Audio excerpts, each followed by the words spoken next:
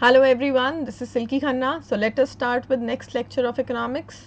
The topics that we would be covering in this lecture are basics of demand, demand function, expansion and contraction of demand and shifting of demand curve. So moving on to our very first slide. सबसे पहले हम theory of demand से related authors की बात करते हैं। तो देखिए किसी भी कंसेप्ट से रिलेटेड बहुत सारे ऑथर्स होते हैं, बहुत सारे इकोनॉमिस्ट होते हैं जिन्होंने उस पर्टिकुलर कंसेप्ट पे काम किया हो। ऐसे ही थ्योरी ऑफ डिमांड की अगर हम बात करें तो एडम स्मिथ, जॉन स्टुअर्ट, ऐसे बहुत सारे इकोनॉमिस्ट हैं जिनका नाम थ्योरी ऑफ डिमांड के साथ जोड़ा जाता है। बट मेजर कंट्रीब्यूशन जो थ्योरी ऑफ डिमांड और सप्लाई में रहा है वो अल्फ्रेड मार्शल का रहा है। इनफैक्ट मैंने आपको पहले भी बोला था कि पूरा का पूरा जो कंज्यूमर साइड का इकोनॉमिक्स हम फिलहाल स्टडी कर रहे हैं, कंज्यूमर के पॉइंट ऑफ व्यू को हम जो स्टडी कर रहे हैं, उसमें सबसे ज़्यादा कंट्रीब्यूशन अल्फ्रेड मार्शल का रहेगा। चाहे कंज्यूमर इक्विलिब्रियम हो, चाहे थ्योरी ऑफ डिमांड हो, चाहे आगे इलास्टिसिटी ऑफ डिमांड के टॉपिक्स हो, सब में जो है मोस्ट इंपॉर्टेंट इकोनॉमिस्ट जिन्होंने सबसे ज़्यादा कंट्रीब्यूट किया है वो अल्फ्रेड मार्शल है। अब हम स्टार्ट करते हैं वर्ड डिमांड से। तो उससे पहले हम मतलब समझते हैं नीड और वांट का, इनका डिफरेंस क्या है इनके बीच में। तो देखिए नीड का मतलब होता है जो चीज़ ज़रूरी हो, something which is a necessity, आपकी ज़रूरत है। तो रोटी कपड़ा मकान हमारी ज़रूरत है जीने के लिए, तो ये चीज़ें जो हैं वो नेसेसिटी की कैटेगरी में आती हैं। लेकिन एक अच्छा स्टैंडर्ड ऑफ लिविंग अगर मेंटेन करना हो तो खाली रोटी कपड़ा मकान से काम नहीं चलता, एजुकेशन भी चाहिए है, इंश्योरेंस भी चाहिए और भी बहुत सारी फैसिलिटीज़ एंड सर्विसेज हैं जो चाहिए होती हैं। तो वो सब हमारी वांट में आती हैं। सो वांट ही डिज़ायर है। डिज़ायर मतलब इंसान की ख्वाहिश है, वो क्या चाहता है, ठीक है। सो नेसेसिटी से ऊपर जो चीज़ें इंसान चाहता है वो उसकी डिज़ायर है। फिर बात आती है परचेजिंग पावर की। So what is purchasing power? Purchasing power is ability to pay for something, ability to buy something, यानी कि बैकिंग अप होनी चाहिए किसकी, मनी की, पैसा होना चाहिए उस चीज़ को खरीदने के लिए। लेकिन क्या सिर्फ डिज़ायर, मतलब कि हम विश करें किसी चीज़ के लिए, हमें वो चीज़ पसंद है, हम उस चीज़ को पाना चाहते हैं, ख़रीदना चाहते हैं और हमारे पास पैसा भी है उस चीज़ को ख़रीदने के लिए, क्या इन दोनों फैक्टर से डिमांड क्रिएट हो जाएगी? नहीं। थर्ड फैक्टर भी इंपॉर्टेंट होता है, that is willingness to purchase. Willingness to purchase refers to your inner consent. जब कंज्यूमर 100% कॉन्फिडेंट होता है that yes I have to buy this thing, जब अंदर से मोटिवेशन आता है कि हाँ मुझे खरीदना ही है, कंसेंट होती है। एक एग्जाम्पल देती हूँ, कई बार क्या होता है हम लोग जो है ऑनलाइन शॉपिंग साइट्स पे जाते हैं, हमको कोई प्रोडक्ट पसंद आता है और बहुत पसंद आता है और हमारे पास पैसा भी है उसको खरीदने के लिए, बट स्टिल बाय नाउ पे ना फिंगर नहीं जाती, क्लिक नहीं होता बाय नाउ पे। क्यों? अंदर से कंसेंट नहीं आ रहा। हम क्या करते हैं, हम उसको विश लिस्ट में डाल के छोड़ देते हैं, यार बाद में खरीद लेंगे, या फिर ऐड टू कार्ट करके छोड़ देते हैं, बट हम पेमेंट नहीं कर पाते हैं, हम बाय नाउ नहीं करते हैं उस टाइम पे। मतलब डिज़ायर था, हम खरीदना चाहते थे, प्रोडक्ट हमको पसंद था, हमारी विश थी, हमारे पास परचेजिंग पावर, पैसा भी था पे करने के लिए, बट फिर भी अंदर से वो कंसेंट नहीं आया, वो फाइनल मोटिवेशन नहीं आया जिससे आप फाइनल पेमेंट कर दो या बाय नाउ पे क्लिक कर दो। तो ये जो विलिंगनेस टू परचेज है ये बहुत ही ज़्यादा इंपॉर्टेंट होती है। सो इन तीनों फैक्टर्स को मिला के ही डिमांड क्रिएट होती है। अनदर थिंग, अगर मैं ऐसे बोलूँ कि 5 पिज़्ज़ाज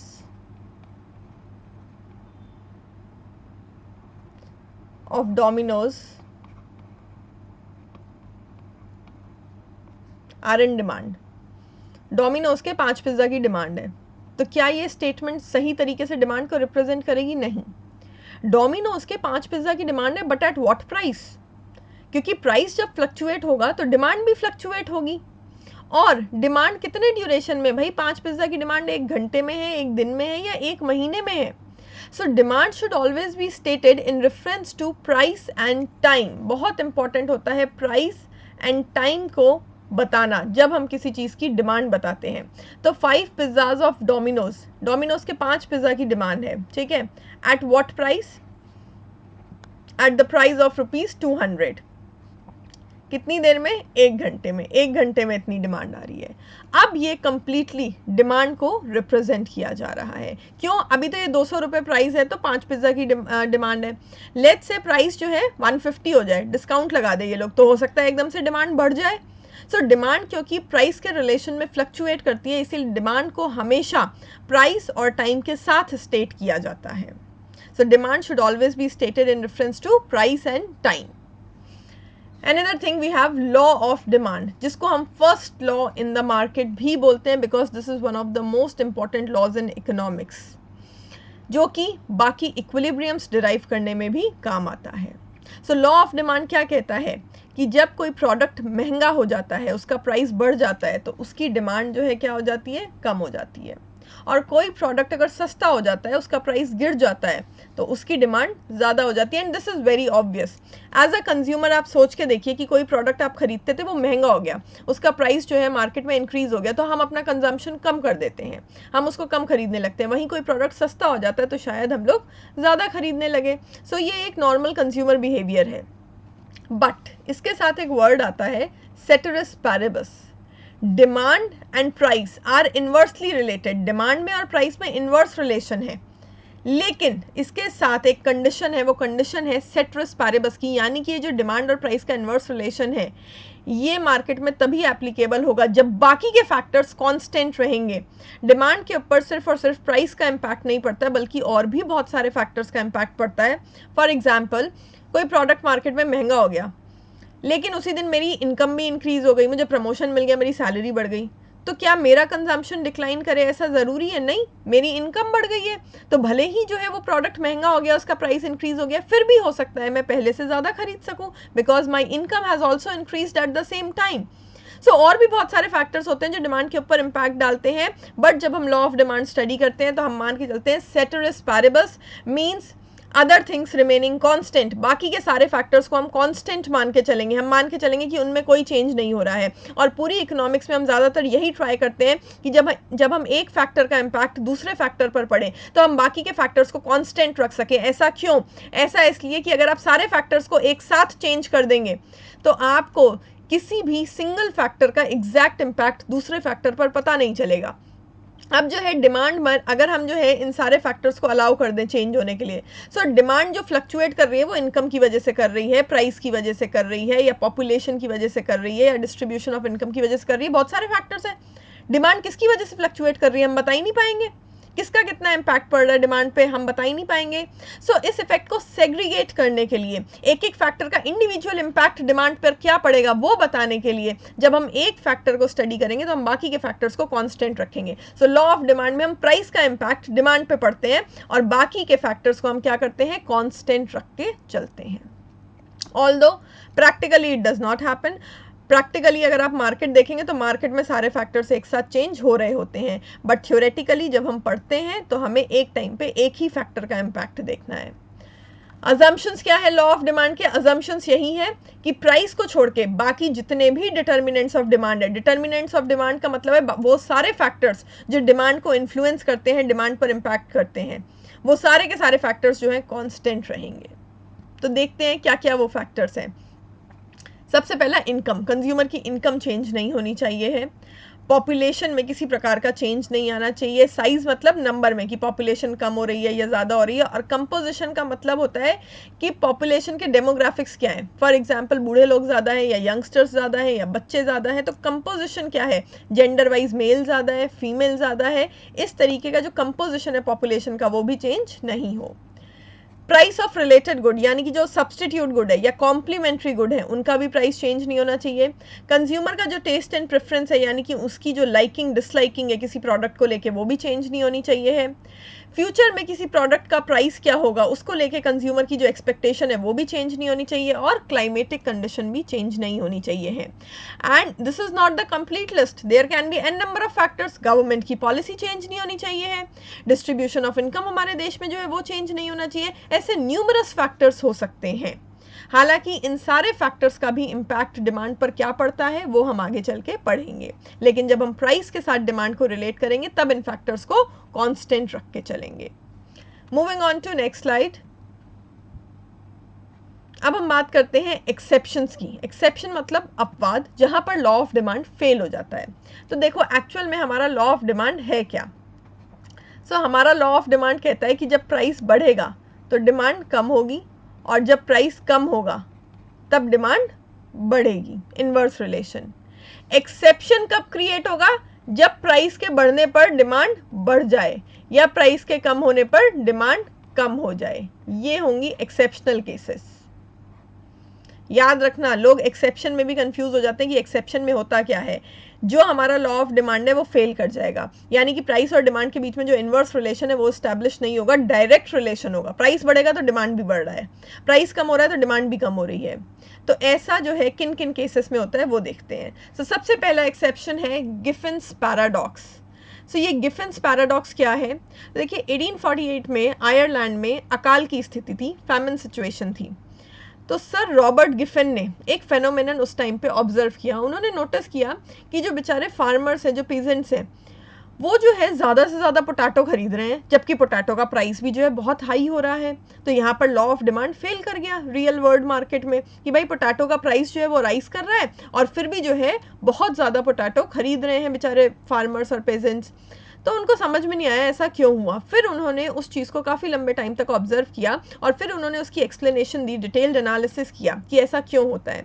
उन्होंने बोला जो मास कंजम्पशन के गुड्स होते हैं, मास कंजम्पशन के गुड्स जैसे कि ब्रेड लगभग हर एक हाउस होल्ड में इस्तेमाल होता है, पोटैटो, ये मास कंजम्पशन के गुड्स होते हैं, ठीक है। जब इनका प्राइस बढ़ता है तो कंज्यूमर की जो रियल इनकम है, रियल इनकम का मतलब कंज्यूमर की कमाई से या उसकी सैलरी से नहीं होता है या जितना वो कमा रहा है उससे नहीं होता है। रियल इनकम का मतलब होता है कंज्यूमर की परचेजिंग पावर। सो कंज्यूमर की जो परचेजिंग पावर है वो डिक्लाइन कर जाती है और कंज्यूमर की परचेजिंग पावर डिक्लाइन कर जाती है, इसीलिए वो जो ज़्यादा एक्सपेंसिव प्रोडक्ट है, मोर एक्सपेंसिव प्रोडक्ट्स, उनको अफोर्ड नहीं कर पाता। मोर एक्सपेंसिव प्रोडक्ट्स वो उसके लिए अनअफोर्डेबल हो जाते हैं, इसीलिए वो ज़्यादा से ज़्यादा पैसा इन मास कंजम्पशन के प्रोडक्ट्स पर ही खर्च करता है। सो इनका जब प्राइस बढ़ा तो अल्टीमेट इफेक्ट क्या आया कि इनकी डिमांड भी बढ़ेगी। ये है गिफिन्स पैराडॉक्स। पैराडॉक्स मतलब होता है अपोजिट सिचुएशन, विपरीत स्थिति। तो लॉ ऑफ डिमांड यहाँ पर फेल हो गया, अपोजिट सिचुएशन क्रिएट हो गई। अच्छा एक चीज़ और, ये जो सिचुएशन आती है ये यूजुअली अनयूजुअल सर्कमस्टांसेस में क्रिएट होती है। अनयूजुअल सर्कमस्टांसेस, एक्सेप्शनल सर्कमस्टांसेस में क्या होता है कि जो हमारा नॉर्मल गुड होता है वही गिफिन गुड की तरह जो है मार्केट में उसकी डिमांड और प्राइस जो है वो इफेक्ट होने लगता है। तो ऐसा ज़रूरी नहीं है कि ये नॉर्मल गुड के ऊपर अप्लाई नहीं हो सकता है। कोई गुड नॉर्मल गुड है। नॉर्मल गुड क्या होता है? जिसपे हमारा लॉ ऑफ डिमांड अप्लाई होगा, ठीक है। सो नॉर्मल गुड है जिसपे हमारा लॉ ऑफ डिमांड अप्लाई हो रहा है, बट कई बार एक्सेप्शनल सिचुएशंस में, एक्सेप्शनल सर्कमस्टांसेस में, फॉर एग्जांपल जैसे जब ये पैराडॉक्स नोटिस किया गया था तो वो 1848 में आयरलैंड में अकाल की स्थिति थी, ठीक है। तो ऐसे ही कोई कर्फ्यू की सिचुएशन हो, कोई वॉर की सिचुएशन हो या सिविल राइट्स चल रहे हो देश में, ऐसी जो डिस्टर्बेंस वाली सिचुएशंस होती है उसमें यूजुअली कई बार क्या होता है कि जो नॉर्मल गुड होता है हमारा, जिस पर लॉ ऑफ डिमांड अप्लाई होता है, कई बार वो भी गिफिन गुड बन जाता है। गिफिन गुड बनने का मतलब सिर्फ इतना होता है कि लॉ ऑफ डिमांड उस प्रोडक्ट पर फेल हो जाता है। सो मैं दोबारा एक बार रिपीट कर देती हूँ, क्या हुआ? ब्रेड या पोटैटो मास कंजम्पशन के प्रोडक्ट्स हैं, ठीक है, लगभग हर घर में पाए जाते हैं। जब इनका प्राइस बढ़ता है तो कंज्यूमर की रियल इनकम का मतलब कंज्यूमर की कमाई नहीं है, रियल इनकम का मतलब है कंज्यूमर की परचेजिंग पावर। कंज्यूमर की जो परचेजिंग पावर है वो डिक्लाइन कर जाती है। सो कंज्यूमर ब्रेड या पोटैटो अगर खरीद रहा है, ठीक है, तो क्योंकि वो हाई प्राइस पे अब खरीद रहा है तो उसकी परचेजिंग पावर कम हो जाएगी, और क्योंकि उसकी परचेजिंग पावर कम हो जाएगी तो बाकी के जो ज़्यादा एक्सपेंसिव प्रोडक्ट्स हैं उनको अफोर्ड करने के लिए उसके पास पैसा नहीं बचेगा, इसीलिए वो ज़्यादा से ज़्यादा पैसा किस पे खर्च करेगा? उसी ब्रेड और पोटैटो पे खर्च करेगा। सो इनका प्राइस बढ़ेगा तो इसकी डिमांड भी बढ़ेगी। यहाँ पर लॉ ऑफ डिमांड जो है वो फेल हो गया। अब आप ये सोच रहे होंगे ऐसा क्यों कि वो ज़्यादा एक्सपेंसिव प्रोडक्ट्स अफोर्ड नहीं कर पाएगा। फॉर एग्जाम्पल ब्रेड का एक पैकेट आता है आज की तारीख में 35 रुपये का, ऑलमोस्ट 35 रुपीज़। पोटैटो जो है 20 रुपये किलो लगभग, ठीक है। तो बहुत नॉमिनल प्राइसेस हुए। अगर मैं बात करूं ज़्यादा एक्सपेंसिव प्रोडक्ट्स की, तो ज़्यादा एक्सपेंसिव प्रोडक्ट्स मार्केट में अवेलेबल रहते हैं। फॉर एग्जांपल कर्ड हो गया, मिल्क हो गया, या इसके अलावा ब्रोकली हो गई और कैप्सिकम वगैरह हो गई, इंग्लिश वाली जो आती है, जो रेड कैप्सिकम होती है, येलो कैप्सिकम होती है, ये सारे ज़्यादा एक्सपेंसिव प्रोडक्ट्स हैं, ठीक है। और ये जो है कहीं ना कहीं मास कंजम्पशन का प्रोडक्ट है, ये कंज्यूमर के घर में आता ही आता है। तो कंज्यूमर पहले जितना खरीद रहा था अगर उससे थोड़ा कम भी खरीदेगा तो भी जो है, क्योंकि ये महंगा हो चुका होगा, उसकी परचेजिंग पावर कम हो जाएगी, उसके पास कम पैसा बचेगा और वो ये जो ज़्यादा एक्सपेंसिव प्रोडक्ट्स हैं उसको अफोर्ड नहीं कर पाएगा। अब वो ज़्यादा एक्सपेंसिव प्रोडक्ट अफोर्ड कर नहीं पाएगा तो वो क्या करेगा, इन्हीं प्रोडक्ट्स को परचेज करेगा। लेट्स से ब्रेड का प्राइस 35 से 40 हो गया, पोटैटो का प्राइस जो है 20 से 25 हो गया, तो भी ये सस्ता ही तो हुआ compare to these expensive products. देखा जाए तो इनका प्राइस बढ़ा है, लेकिन अगर हम हाईली एक्सपेंसिव प्रोडक्ट से कंपेयर करते हैं तो ये फिर भी सस्ता ही हुआ, इसीलिए कंज्यूमर इसी पे ज़्यादा पैसा खर्च करेगा, क्योंकि ये ज़्यादा एक्सपेंसिव वाले प्रोडक्ट्स तो उसके लिए बिल्कुल ही अफोर्डेबल नहीं होंगे जब उसकी परचेजिंग पावर कम हो जाएगी।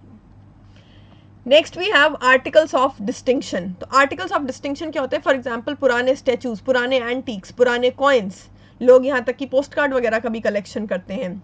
तो ये जो पुरानी एंटीक चीज़ें होती हैं ये काफ़ी कॉस्टली आती हैं। आप कोई जो है एंटीक कलेक्ट करने वाला पर्सन है, आप उसको बोलो कि मार्केट से जाओ एक नॉर्मल मूर्ति ले आओ, नॉर्मल कॉइन ले आओ, वो क्यों लेके आएगा? वो क्यों उसको इकट्ठा करेगा? उसकी कोई वैल्यू नहीं है। वैल्यू एंटीक्स की है, वो डिस्टिंक्टिव आइटम्स है जो हर जगह और हर किसी के पास पाए नहीं जाते हैं। तो ऐसी चीज़ों का प्राइस बहुत हाई होता है और हाई प्राइस पे ही लोग इनको ज़्यादा खरीदते हैं। इग्नोरेंस। एज अ कंज्यूमर आजकल हम लोग की बुद्धि में क्या बैठ गया कि अच्छा महंगा प्रोडक्ट है भाई, क्वालिटी बहुत अच्छी होगी, सस्ता प्रोडक्ट है क्वालिटी हो सकता है थोड़ी ख़राब हो। तो ये हमारा इग्नोरेंस है। ऐसा ज़रूरी तो नहीं होता, कई बार ऐसा होता है कि कम प्राइस वाले प्रोडक्ट की भी क्वालिटी बहुत अच्छी होती है, बट ये सोच के कि प्रोडक्ट महंगा है क्वालिटी अच्छी होगी, हम कई बार हाईली प्राइस्ड प्रोडक्ट्स को ही ज़्यादा परचेज कर लेते हैं। Speculative effect. अगर कंज्यूमर एक्सपेक्ट कर रहा है कि फ्यूचर में किसी प्रोडक्ट का प्राइस बढ़ने वाला है तो वो आज ही उसको स्टॉक करके रखने की कोशिश करेगा। फॉर एग्जांपल अनियन है, अनियन का प्राइस बढ़ रहा है, आज भी बढ़ रहा है, तो कंज्यूमर ने एक्सपेक्टेशन सेट कर ली कि यार अभी इतना रेट बढ़ गया तो फ्यूचर में और ज़्यादा बढ़ जाएगा। तो ये सोच के कि फ्यूचर में और ज़्यादा बढ़ जाएगा उसने ये स्पेक्यूलेशन लगाया, तो आज भी बढ़ ही रहा है उसका प्राइस, बट वो कहेगा यार कल को तो और बढ़ जाएगा तो आज के रेट में स्टॉक करके रख लो, तो वो आज के रेट में ज़्यादा खरीद लेगा, जबकि आज भी प्राइस जो है उसका बढ़ ही रहा है, वो महंगा ही हो रहा है। ऐसे ही फियर ऑफ शॉर्टेज। अगर आपको लगता है मार्केट में कोई चीज़ खत्म होने वाली है या उसकी शॉर्टेज हो जाएगी, इजीली अवेलेबल नहीं होगी, तो भी आप उसको स्टॉक करके रख सकते हैं चाहे उसका प्राइस हाई हो। फिर है ब्रांड लॉयल्टी, जैसे एप्पल के प्रोडक्ट्स। एप्पल जो है आपको जो भी फैसिलिटीज़ या फंक्शंस प्रोवाइड करता है अपने गैजेट्स में, वो आपको और भी कंपनीज प्रोवाइड करती हैं और कई बार तो उससे हाफ रेट में भी प्रोवाइड करती हैं, स्टिल एप्पल वाले लोग एप्पल ही खरीदते हैं। वो क्या है? ब्रांड लॉयल्टी है। They are habitual of using particular product, उनको हैबिट हो गई है जो है यूज़ करने की, वो चेंज नहीं करना चाहते हैं, and they like Apple as a brand. Brand कई बार जो है लोगों का फ्रेंड बन जाता है, ब्रांड जो है आइडेंटिटी क्रिएट करता है, सो लोग जो है काफ़ी ज़्यादा लॉयल हो जाते हैं ब्रांड्स को लेके। कई बार तो प्राइस अगर ज़्यादा भी होता है तो भी वो अपने ब्रांड पर टिके रहते हैं। नेक्स्ट वी हैव वेबलन और डिमॉन्स्ट्रेशन इफेक्ट। तो ये जो वेबलन इफेक्ट है ये दिया था सर थॉर्नस्टीन ने। तो सर थॉर्नस्टीन वेबलन ने क्या बोला था कि जो लग्जरी कॉमोडिटीज़ होती हैं ज़्यादातर लोग जो है उनका इस्तेमाल करते हैं स्टेटस सिंबल के तौर पे भी। इनको हम बोलते हैं आइटम्स ऑफ कॉन्स्पिशियस कंजम्पशन। लोग सोच समझ के इस्तेमाल करते हैं एज अ स्टेटस सिंबल। सो अपने अपने स्टेटस के अकॉर्डिंग लग्जरी गुड इंसान इस्तेमाल करता है। तो ऐसे गुड्स में क्या होता है लग्जरी गुड्स के केस में कि अगर इनका प्राइस हाई होता है तो डिमांड भी और ज़्यादा हाई होती है, लोग जो है उसको और ज़्यादा परचेज करते हैं। ऐसे गुड्स को हम वेबलन या डिमॉन्स्ट्रेशन इफेक्ट बोलते हैं। And the last one we have festival, marriage और एनी पर्टिकुलर सिचुएशन। अब ऐसे केसेस में आदमी देखता ही नहीं है कि यार रेट हाई है या कम है। फॉर एग्जाम्पल त्यौहार है कल, या फिर जो है कल आपके घर में शादी है, आपको कोई चीज़ परचेज करनी है, वो कितनी भी महंगी क्यों नहीं हो रही हो, आपके लिए वो एक नेसेसिटी बन चुकी है क्योंकि कल ही जो है वो फेस्टिवल या मैरिज है, तो आप उसको लेके ही आओगे। प्राइस हाई होगा तो भी उसकी डिमांड बढ़ेगी। सो जब ऐसी कोई सिचुएशन क्रिएट हो जाती है, फॉर एग्जाम्पल इमरजेंसी है, कोई मेडिसिन चाहिए, कितनी भी महंगी मिले इंसान लेके आएगा, वेट नहीं करेगा कि जो है उसका प्राइस कब कम होगा। सो ऐसे केसेस में भी हमारा लॉ ऑफ डिमांड फेल कर जाता है। So these are the exceptions. लेकिन देखो क्या हो गया है आजकल, क्या होता है जब कोई सब्जेक्ट पढ़ो ना तो लोग नेट पे बहुत सर्च करते हैं, और नेट पर जो है हर किसी ने ब्लॉग लिख रखे हैं, किताबें किताबें ही रहेंगी। ठीक है, तो ये क्या है, इतने सारे एक्सेप्शंस आजकल इंटरनेट पे लिखे हुए मिलते हैं। अब हालांकि किताबों में भी थोड़ा बहुत आने लगे हैं, बट जो ओरिजिनल इकोनॉमिक्स की बुक है, पुरानी किताबें हैं, उसमें 3 ही एक्सेप्शन स्टेट किए गए हैं। वो 3 एक्सेप्शन क्या है देखिए, Giffen's paradox, articles of distinction and ignorance. तभी मैंने इन तीनों को टॉप पे लिखा था। अगर कभी एग्जाम में क्वेश्चन आ जाता है, ठीक है। तो याद रखना सबसे इंपॉर्टेंट 3 अपवाद, सबसे इंपॉर्टेंट 3 एक्सेप्शन जहां पर लॉ ऑफ डिमांड फेल होता है वो जो है गिफिन्स पैराडॉक्स, आर्टिकल्स ऑफ डिस्टिंक्शन और इग्नोरेंस ऑफ द कंज्यूमर। ये 3 एक्सेप्शंस इनिशियली स्टेट किए गए थे, बाकी के धीरे धीरे करके जो नए ऑथर्स आए, नई किताबें लिखी गई या इंटरनेट पे ब्लॉग्स होते हैं उनके थ्रू चीज़ें ऐड हुई हैं। ओरिजिनली ये 3 एक्सेप्शंस थे। Now moving on to next slide. So next we will talk about demand schedule. ठीक है, तो उससे भी पहले मैं आपको डिफरेंस समझाना चाहूँगी। एक वर्ड है क्वांटिटी डिमांडेड और एक वर्ड है डिमांड। दोनों में क्या कुछ फ़र्क होता है क्या? Yes, there is a minute difference. हालांकि जब हम इन शब्दों का इस्तेमाल करते हैं तो हम जो है इतने डिफरेंसेस को कंसिडर नहीं करते हैं, बट पता होने चाहिए डिफरेंस हमको। जब हम एक पर्टिकुलर प्राइस पे उस प्रोडक्ट की डिमांड बताते हैं कि कितनी है तो बोला जाता है क्वांटिटी डिमांडेड। और जब हम हर पॉसिबल प्राइस पे क्वांटिटी डिमांडेड बताते हैं तो वो कहलाती है डिमांड। 100 रुपये पे 1 यूनिट की डिमांड है तो ये कहलाएगा क्वांटिटी डिमांडेड। 80 रुपये पे 2 यूनिट की डिमांड है तो ये कहलाएगा क्वांटिटी डिमांडेड। लेकिन 100 पे 1 की डिमांड है, 80 रुपये 2 की डिमांड है, 60 रुपीज़ 3 की, 40 रुपीज़ 4 की, 20 रुपीज़ 5 की डिमांड है। हर पॉसिबल प्राइस पे जब आप क्वांटिटी डिमांडेड बता रहे हैं तो वो पूरा का पूरा क्या कहलाता है? वो डिमांड कहलाता है। डिमांड का मतलब है when you are stating the quantity demanded at all the possible prices. आप हर एक प्राइस पे बता रहे हैं कि कितनी क्वांटिटी जो है वो डिमांड करी जाएगी तो वो पूरा का पूरा डिमांड कहलाएगा। और सिर्फ आप एक प्राइस पे बताओगे कि कितने यूनिट डिमांड किए गए हैं तो वो क्वांटिटी डिमांडेड कहलाता है। डिमांड शेड्यूल इस तरीके की टैबुलर प्रेजेंटेशन को कहते हैं जहां पर हर एक पॉसिबल प्राइस के साथ क्वांटिटी डिमांडेड दी गई हो, उसको डिमांड शेड्यूल बोलते हैं। और इसी की ग्राफिकल प्रेजेंटेशन को हम क्या बोलेंगे? इसको हम डिमांड कर्व बोलेंगे। तो सबसे पहले देखते हैं कि ये डिमांड कर्व जो है वो किस तरीके से ड्रॉ किया गया है। देखो प्राइस क्या हो रहा है? डिक्लाइन हो रहा है 100 से 80, 80 से 60, 60 से 40, 40 से 20 और डिमांड बढ़ रही है 1 2 3 4 5।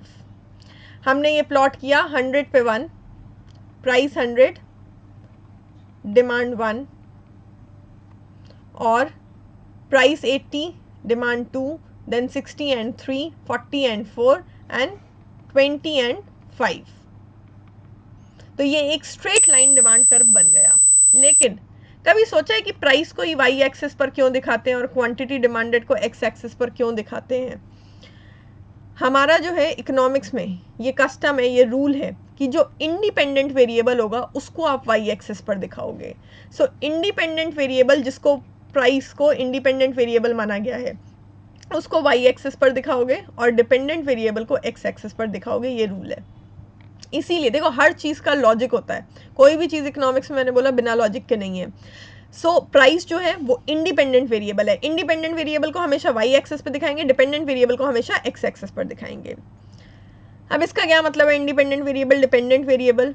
प्राइस इंडिपेंडेंट वेरिएबल है, मतलब प्राइस पहले चेंज होगा, उसके रिस्पॉन्स में डिमांड में चेंजेस आएंगे। Demand is dependent on price, ये मान के चल रहे हैं हम, that demand is dependent on price. Price के रिस्पॉन्स में डिमांड चेंज होगी, पहले प्राइस चेंज होगी फिर उसके करस्पॉन्डिंग डिमांड चेंज होगी। बट क्या प्रैक्टिकली ऐसा ही होता है? सिर्फ हमेशा प्राइस पहले चेंज होता है फिर ही डिमांड चेंज होती है? उल्टा नहीं हो सकता क्या? बिल्कुल हो सकता है।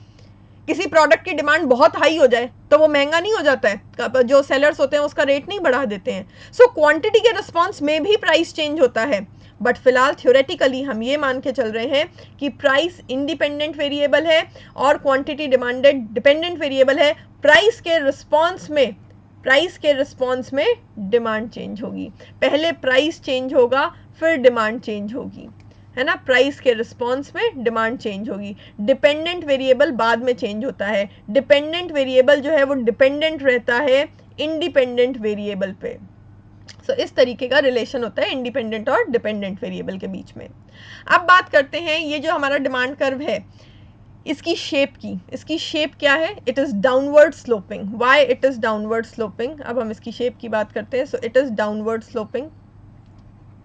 सो आई होप आप लोगों को शेप के बारे में काफ़ी चीज़ें क्लियर हो गई होंगी अभी तक।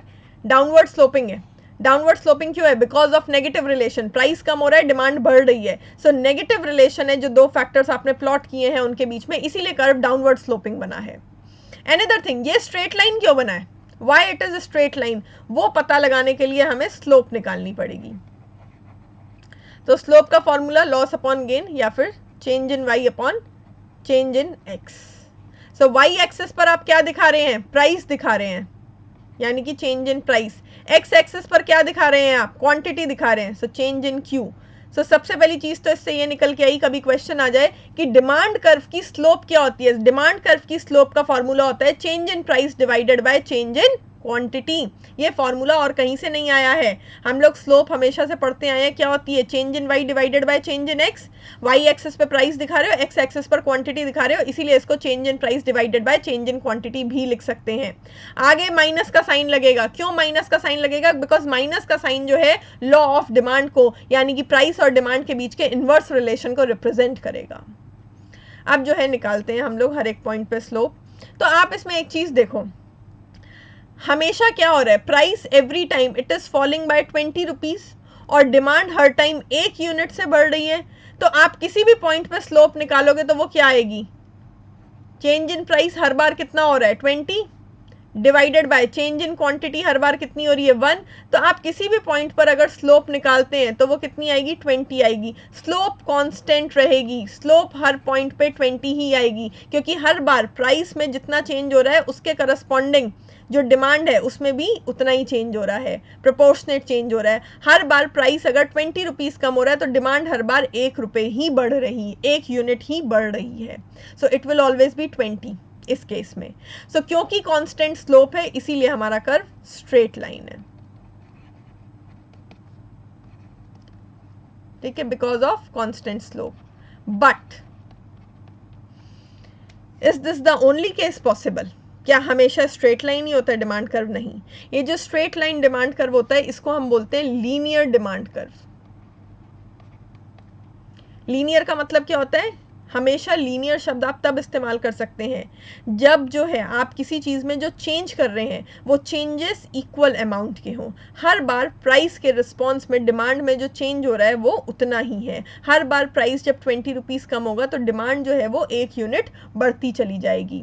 सो यहाँ पर इक्वल अमाउंट ऑफ चेंजेस हो रहे हैं हर बार डिमांड में in response to equal changes in price, इसीलिए इसको लीनियर डिमांड कर्व बोला जाता है। बट प्रैक्टिकली ऐसा ज़रूरी नहीं है कि कर्व हमेशा लीनियर डिमांड कर्व भी हो, कर्वी लीनियर डिमांड कर्व भी हो सकते हैं। कर्वी लीनियर डिमांड कर्व का मतलब है, सिंपल सी बात है, ये है डाउनवर्ड स्लोपिंग तो होगा क्योंकि इनवर्स रिलेशन तो रहेगा, लेकिन कर्व जरूरी नहीं है कि ऐसे स्ट्रेट लाइन हो, ऐसे भी हो सकता है। सो कर्व जो है वो कर्वेचर के साथ भी बन सकता है, जरूरी नहीं है कि कर्व हर बार जो है स्ट्रेट लाइन ही बने। इकोनॉमिक्स में for ease of drawing diagrams हम लोग जो है स्ट्रेट लाइन लेके चलते हैं। क्यों ऐसा? क्यों कर्वी लीनियर क्यों हो सकता है? फॉर एग्जाम्पल प्राइस 100 रुपये था, डिमांड 1 यूनिट की थी, प्राइस जो है डिक्लाइन करके 80 रुपीज़ हुआ, डिमांड बढ़ गई 1 यूनिट 2 हो गई, प्राइस और डिक्लाइन हो गया 60 पे आ गया, ठीक है। डिमांड ज़रूरी थोड़ी है कि 3 ही हो, डिमांड हो सकता है एकदम से 5 हो जाए, प्राइस और कम हो गया 40 हो गया तो डिमांड हो सकता है एकदम से उसके बाद 10 हो जाए। सो ज़रूरी थोड़ी है कि हर बार डिमांड में 1 यूनिट का ही चेंज आएगा। सो अगर जो है हर बार इक्वल अमाउंट का चेंज नहीं आएगा तो उस केस में फिर कर्वी लीनियर डिमांड कर्व बनेगा और प्रैक्टिकली ये सिचुएशन पॉसिबल है। So I hope these things are clear. Now moving on to next slide. अब हम बात करेंगे डिमांड कर्व की इक्वेशन की। देखिए यहाँ पर ये इक्वेशन लिखी हुई है Q X is equal to A minus B P X, but मैं आपको दो इक्वेशंस बताऊंगी। इक्वेशन ऐसे भी लिखी जा सकती है, देखिए P X is equal to A minus B Q X, equation ऐसे भी लिखी जा सकती है। दो इक्वेशंस होती है डिमांड कर्व की। अब Q for quantity, P for price, X मतलब good X, so price of good X, quantity of good X। यहाँ पर भी PX मतलब price of good X, QX मतलब क्वांटिटी ऑफ गुड X। दोनों इक्वेशंस में डिफरेंस क्या है कि यहाँ पर PX जो है वो इंडिपेंडेंट वेरिएबल है और क्वांटिटी जो है वो डिपेंडेंट वेरिएबल है। जो इक्वेशन की इस साइड है वो डिपेंडेंट है इस साइड वाले पे, प्राइस कितना है वो हमें पता चलेगा, तभी हम क्वांटिटी निकाल पाएंगे। सो प्राइस को इंडिपेंडेंट वेरिएबल माना गया है और क्वांटिटी को डिपेंडेंट वेरिएबल माना गया है, जबकि इस वाले केस में क्वांटिटी को इंडिपेंडेंट वेरिएबल और प्राइस को डिपेंडेंट वेरिएबल माना गया है। प्रैक्टिकली दोनों केसेस पॉसिबल होते हैं, बट क्योंकि इकोनॉमिक्स में हम प्राइस को इंडिपेंडेंट और क्वांटिटी को डिपेंडेंट वेरिएबल मान के चल रहे हैं, तो अगर पूछा जाए कि स्टैंडर्ड इक्वेशन कौन सी है, then this one, standard equation ये वाली है। बट इकोनॉमिक्स में आगे डीप जो कंसेप्ट्स होते हैं उसके लिए दोनों ही इक्वेशंस को पढ़ाया जाता है। अच्छा, फिर ये जो ए और बी है ये क्या है? सो ए क्या है एक्चुअली? ए जो है that is equal to a constant value, इसको हम कांस्टेंट भी बोल सकते हैं, या फिर अगर आप प्राइस को जीरो रख दो, कांस्टेंट वैल्यू है बट किस चीज की वैल्यू है, प्राइस को तुम जीरो रख दो। अगर तुम प्राइस को जीरो रखते हो तो ये पूरा का पूरा जो है जीरो हो जाएगा, भाई प्राइस जीरो है, so b into zero would be zero. तो क्वांटिटी किसके बराबर बची? ए के बराबर बची।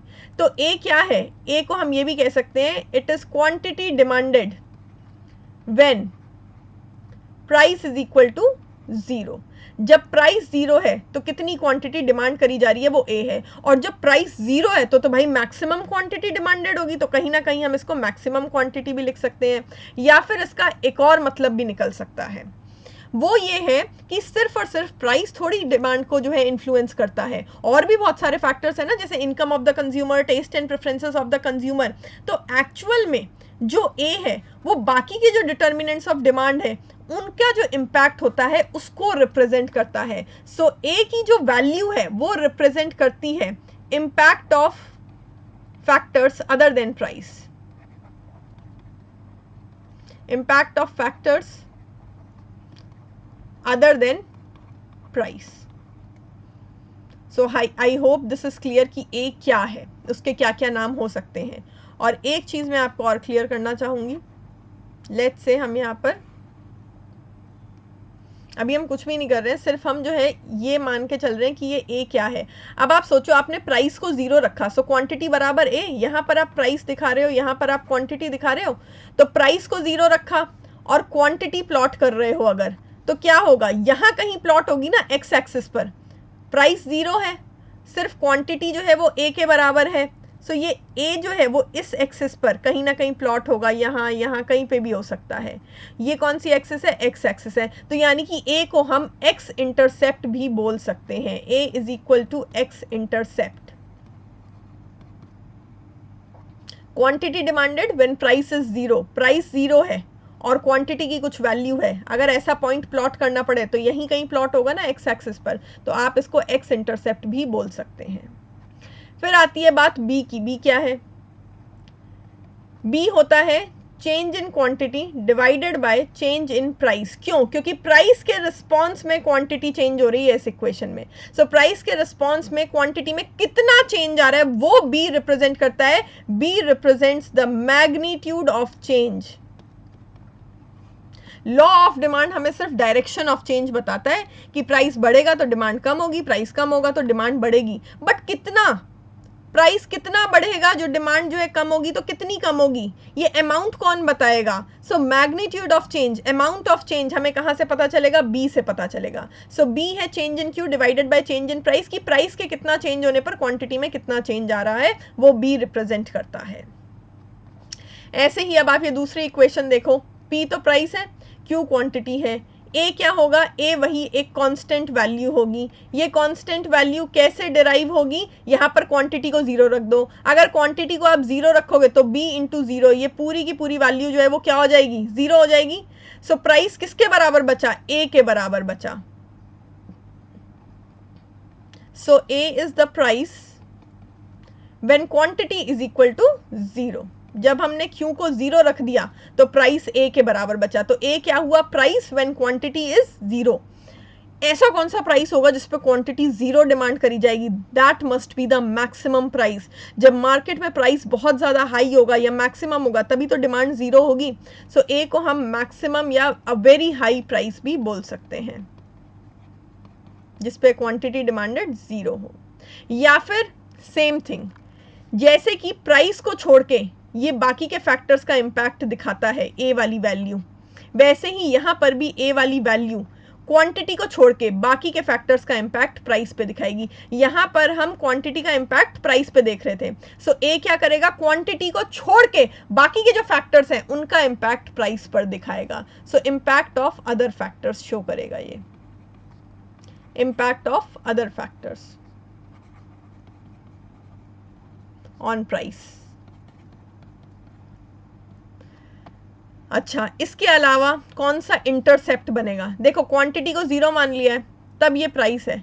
ए क्या है, प्राइस, जब क्वांटिटी जीरो है, क्वांटिटी जीरो, ठीक है, क्वांटिटी जीरो और प्राइस प्लॉट करना है तो कहाँ होगा, यहाँ कहीं प्लॉट होगा, यानी कि ऑन वाई एक्सिस फिर ए की वैल्यू कहीं आएगी, यहाँ कहीं पे भी आ सकती है, बट क्वांटिटी जीरो है, क्वांटिटी जीरो और प्राइस प्लॉट करना है तो यहाँ कहीं आएगा। सो इसीलिए ए को हम वाई इंटरसेप्ट भी बोल सकते हैं। A can also be termed as y intercept. अच्छा, फिर इसके अलावा यहाँ पर बी क्या है, बी यहाँ पर है change in P divided by change in Q, ठीक है। क्यों, क्योंकि यहाँ पर क्वांटिटी के रिस्पॉन्स में प्राइस चेंज हो रहा है, यहाँ पर क्वांटिटी इंडिपेंडेंट वेरिएबल है, सो क्वांटिटी पहले चेंज होगी और क्वांटिटी के रिस्पॉन्स में प्राइस में चेंजेस आएंगे। सो बी यहाँ पर हो जाएगा change in P divided by change in Q. अच्छा, दूसरी चीज, ये जो b है, दोनों ही इक्वेशंस के केस में b को हम लोग स्लोप बोल सकते हैं, slope of the demand curve, और इसीलिए इनके आगे माइनस का साइन लगा है। ये देखो इक्वेशन में माइनस का साइन लगा है, ये माइनस का साइन भी फालतू में नहीं लगा है, माइनस का साइन भी कुछ रिप्रेजेंट कर रहा है। माइनस का साइन क्या रिप्रेजेंट कर रहा है कि आपने जो दो फैक्टर्स जो है लिए हैं, जिनको आप इक्वेशन के थ्रू लिंक कर रहे हैं, प्राइस और क्वांटिटी को, दोनों के बीच में इनवर्स रिलेशन है, इसीलिए यहाँ पर माइनस का साइन लगा है। ये बी जो है इसको स्लोप बोलते हैं टेक्निकली, और इसके आगे माइनस का साइन लगा है विच represents inverse relation between price and quantity in both the equations. दोनों इक्वेशंस में इनवर्स रिलेशन रिप्रेजेंट हो रहा है माइनस के साइन से। अब आपको थोड़ा सा कंफ्यूजन यहाँ पे ये होगा कि यार अभी हमने जस्ट पहले पढ़ा कि स्लोप ऑफ डिमांड कर्व क्या होती है, change in price divided by change in quantity, slope ये होती है।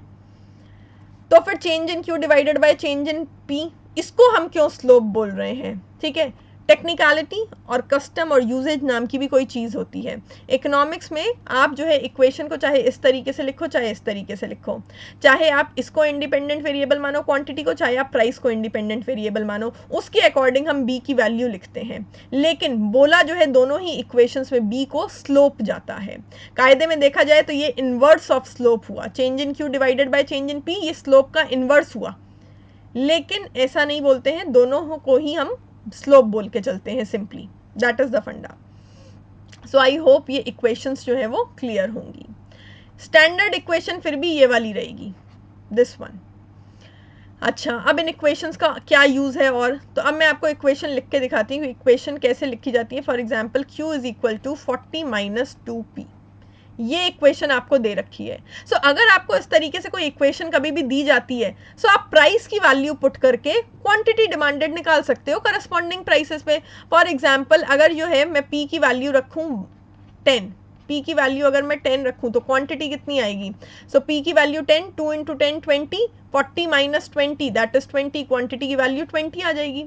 ऐसे ही अगर मैं जो हूँ पी की वैल्यू 15 रख दूं तो देखते हैं क्यू की वैल्यू कितनी आएगी। सो पी की वैल्यू 15, 15 टू द 30, 40 माइनस 30 दैट इज 10, क्वांटिटी की वैल्यू 10 आ जाएगी। इस तरीके से आप प्राइस की अलग अलग वैल्यूज रख के करस्पॉन्डिंग क्वांटिटी डिमांडेड निकाल सकते हैं, उससे आप डिमांड शेड्यूल बना सकते हैं, डिमांड कर्व बना सकते हैं। सो इस तरीके से इक्वेशन का यूज होता है। Moving on to next slide. अब ये यहां पर बात हो रही थी इंडिविजुअल डिमांड कर्व की, ठीक है। इंडिविजुअल डिमांड कर्व की बात हो रही थी। इंडिविजुअल डिमांड कर्व का मतलब है एक कंज्यूमर की डिमांड की बात हो रही थी। But we have market demand curve also. अब ये मार्केट डिमांड कर्व क्या होता है, और सिर्फ मार्केट डिमांड कर्व ही नहीं, एग्रीगेट डिमांड भी होती है। सो देखो, एक होता है इंडिविजुअल डिमांड, एक होता है मार्केट डिमांड, एक होता है aggregate demand. What is the difference between these three types of demand. तो देखो, इंडिविजुअल डिमांड का मतलब है एक प्रोडक्ट की डिमांड बाय वन कंज्यूमर, एक कंज्यूमर द्वारा एक प्रोडक्ट की डिमांड। मार्केट डिमांड क्या होता है, एक प्रोडक्ट की demand by all the consumers in the market.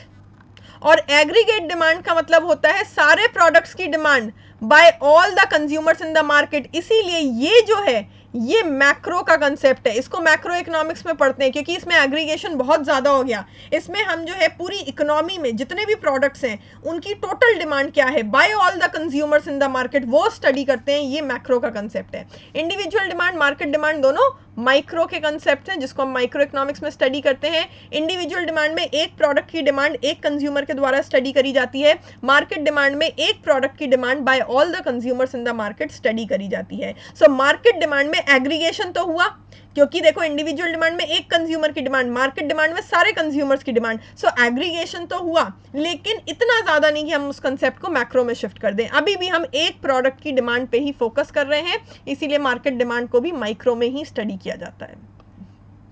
फिर देखिए मार्केट डिमांड निकालते कैसे हैं। डायग्राम देखिए यहाँ पे आपको, यहाँ पर ये ए एक कंज्यूमर है उसका डिमांड कर्व दे रखा है, बी एक कंज्यूमर है उसका डिमांड कर्व दे रखा है। आपको मार्केट डिमांड निकालनी है। सो लेट्स से मार्केट में दो ही कंज्यूमर है, दोनों की डिमांड का सम टोटल कर दो, मार्केट डिमांड आ जाएगी।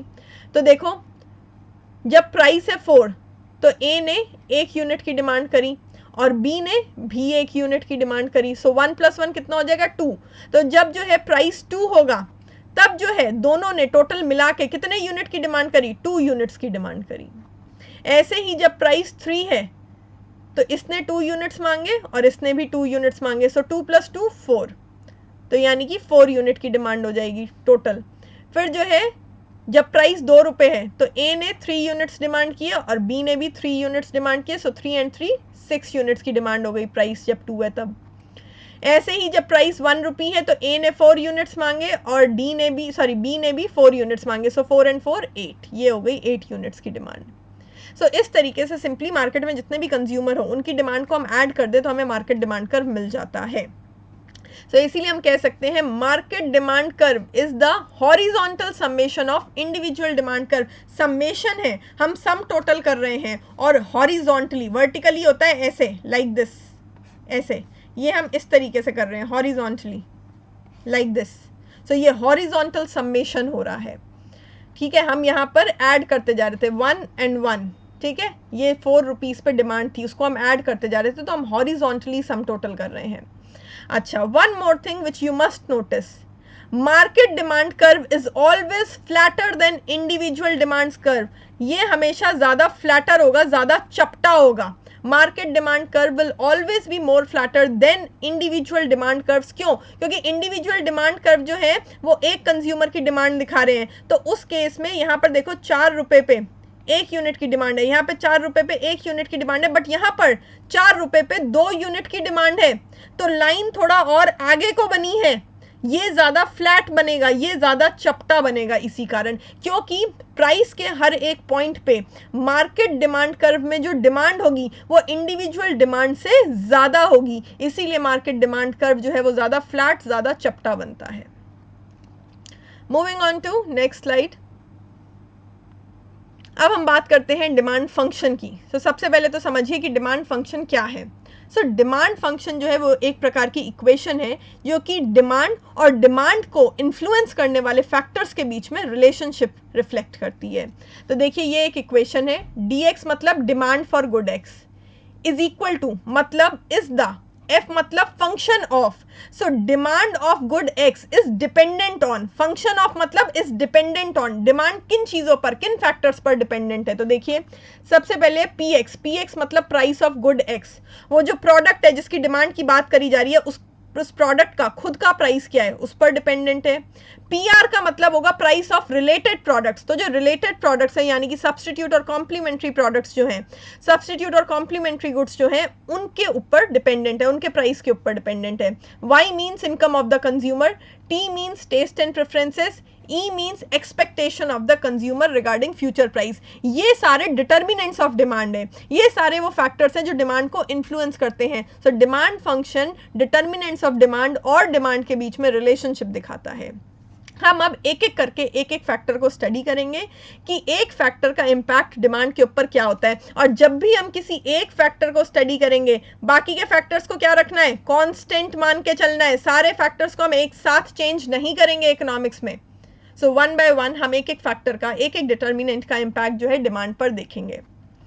तो सबसे पहले प्राइस ऑफ कमोडिटी इटसेल्फ, ठीक है, जिस प्रोडक्ट की तुम बात कर रहे हो उसी प्रोडक्ट के प्राइस की बात हो रही है, किसी दूसरे प्रोडक्ट के प्राइस की बात नहीं हो रही है, ये डिफरेंस हमेशा याद रखिएगा। सो हम सबको पता है यहाँ पर लॉ ऑफ डिमांड अप्लाई होगा, ठीक है। So price of the commodity, अगर जो है प्राइस बढ़ता है तो डिमांड कम हो जाएगी, प्राइस कम होता है तो डिमांड बढ़ जाएगी, ठीक है। This is the simple relation of price and demand.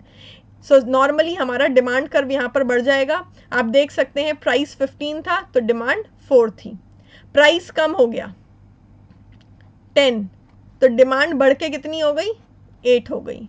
ऐसे ही प्राइस और कम हो गया तो डिमांड बढ़ के कितनी हो गई, 12। तो यहाँ पर सबसे पहले तो एक सिंपल डिमांड कर्व ड्रॉ किया गया है।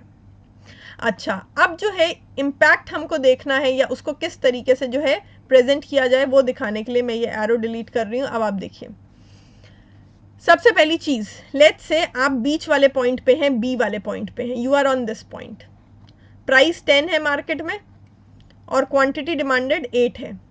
अगर प्राइस बढ़ गया, ठीक है, तो डिमांड जो है उसके ऊपर क्या इम्पैक्ट पड़ेगा, वो कम हो जाएगी। ये देखिए, आप ए पॉइंट पे आ जाएंगे, प्राइस बढ़ गया, डिमांड कम हो गई, आप ए पॉइंट पे आ गए, डिमांड कम हुई है तो इसका मतलब क्या हुआ, contraction of demand. Contraction means demand कम हुई है। डिमांड कब कम होगी, जब प्राइस बढ़ेगा।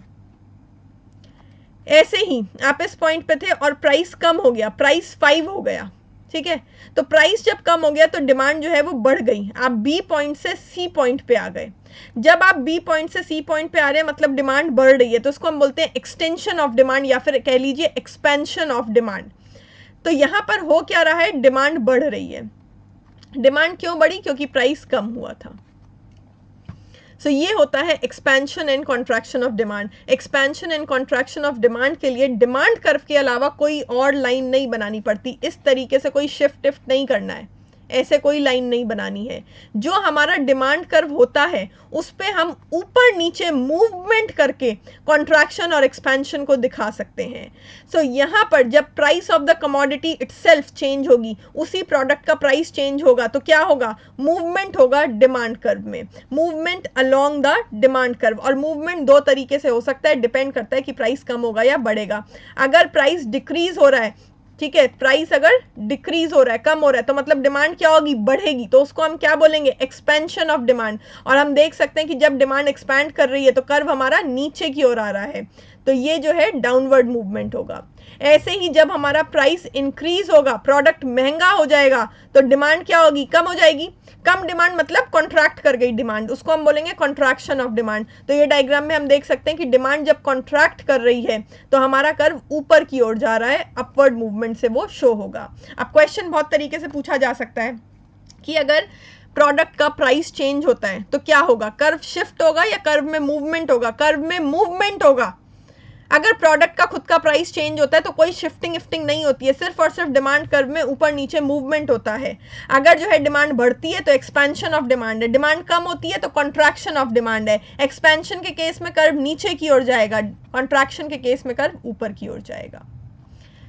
अब मैं एक बार और टू बी मोर क्लियर आपको ये बना के भी दिखाती हूँ, और दो अलग अलग डायग्राम में बना के दिखाती हूँ ताकि आप लोग कंफ्यूज नहीं हो। वो तो जो बना हुआ था उसमें एक ही में बना हुआ था। Now we will make two separate diagrams for more clarity.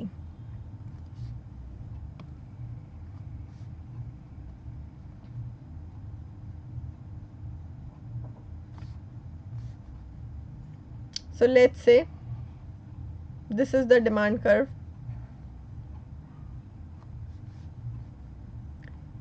ये डिमांड कर्व पे एक पॉइंट है, ठीक है। सो this is the initial point, ये इनिशियल पॉइंट है डिमांड कर्व का, इनिशियल पॉइंट, ठीक है। ये प्राइस है, ये क्वांटिटी है।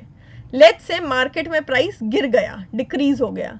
सो मार्केट में अगर प्राइस डिक्रीज हो गया, कम हो गया, सो लेट्स से P से कम होके P1 हो गया।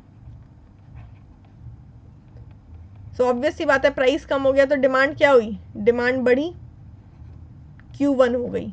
आप इस पॉइंट पे थे, अब आप इस पॉइंट पे आ गए, तो आप कहाँ आ रहे हैं, नीचे की ओर आ रहे हैं। तो क्या हुआ था इस केस में, प्राइस कम हुआ था, प्राइस के कम होने की वजह से डिमांड बढ़ी थी, यानी कि डिमांड में क्या हुआ था, एक्सपेंशन हुआ था, और आप जो है इनिशियल पॉइंट से नीचे की ओर आ रहे थे, मतलब कि डाउनवर्ड मूवमेंट हुआ था। ऐसे ही इस वाले केस में देखो, लेट्स से इनिशियली आप इस पॉइंट पे थे,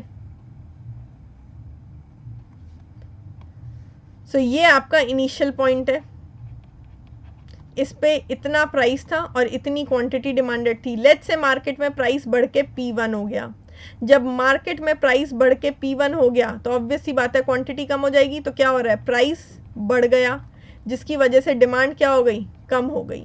ये प्राइस बढ़ गया, डिमांड कम हो गई, ये है नई डिमांड Q1। आप इस पॉइंट से इस पॉइंट पे आ गए, this is the new point, ऊपर की ओर गए आप, और डिमांड कम हो रही है, मतलब क्या हो रहा है, कॉन्ट्रैक्शन हो रहा है, कॉन्ट्रैक्शन ऑफ डिमांड। और मूवमेंट किधर की ओर होगा कर्व का, अपवर्ड मूवमेंट, ऊपर की ओर। तो ये होता है expansion and contraction of demand. Expansion मतलब डिमांड का इंक्रीज होना, कॉन्ट्रैक्शन मतलब डिमांड का कम होना। एक्सपेंशन और कॉन्ट्रैक्शन जो है उसको डिमांड कर्व में ही ऊपर नीचे मूवमेंट करके दिखाया जाता है, कोई शिफ्टिंग वगैरह नहीं करनी पड़ती है, जैसे कि आप देख सकते हैं। एक चीज और याद रखना, ये जितने भी फैक्टर्स दे रखे हैं जो डिमांड के डिटर्मिनेंट्स हैं, इसमें से सिर्फ एक फैक्टर ऐसा है, price of the product itself. अगर इसमें कोई चेंज आता है तो हमेशा डिमांड कर्व में ऊपर नीचे मूवमेंट होगा। इसको छोड़ के बाकी के चारों फैक्टर्स में अगर कोई भी चेंज आता है तो उसको आप डिमांड कर्व में शिफ्ट के थ्रू दिखाएंगे।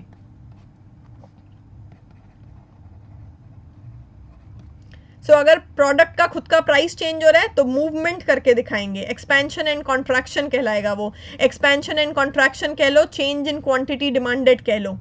लेकिन जब शिफ्ट होगा वो तब पॉसिबल है जब बाकी के फैक्टर्स चेंज होंगे। बाकी का कोई भी फैक्टर अगर चेंज होता है तो उसका इंपैक्ट डिमांड कर्व पे दिखाने के लिए या डिमांड पर दिखाने के लिए आपको कर्व को शिफ्ट करना पड़ेगा। सो बाकी के फैक्टर्स में चेंज आएगा तो शिफ्ट होगा, प्राइस में चेंज आएगा तो मूवमेंट होगा। मूवमेंट में डिमांड बढ़ भी सकती है, डिमांड कम भी हो सकती है, एक्सपेंशन भी हो सकता है और कॉन्ट्रैक्शन भी हो सकता है। सो हम इसको बोल सकते हैं movement along the demand curve, या फिर हम बोल सकते हैं चेंज इन क्वांटिटी डिमांडेड। ये छोटी छोटी चीजें बहुत इंपॉर्टेंट है, इसको चेंज इन डिमांड नहीं बोलते हैं। जब हम जो है डिमांड कर्व में ही ऊपर नीचे मूवमेंट करते हैं तो हम उसको चेंज इन डिमांड नहीं बोलते हैं, हम उसको चेंज इन क्वांटिटी डिमांडेड बोलते हैं। ये एक एक टर्म भी बहुत इंपॉर्टेंट है। So movement along the demand curve कह लो या चेंज इन क्वांटिटी डिमांडेड कह लो। मूवमेंट दो प्रकार से हो सकता है, एक्सपेंशन और कॉन्ट्रैक्शन हो सकता है। एक्सपेंशन नीचे की ओर, कॉन्ट्रैक्शन ऊपर की ओर। अब हम बाकी के फैक्टर्स को डिस्कस करेंगे और आपको याद रखना है कि बाकी के फैक्टर्स का इफेक्ट डिमांड कर्व पे दिखाने के लिए शिफ्टिंग होगी। So moving on to next slide.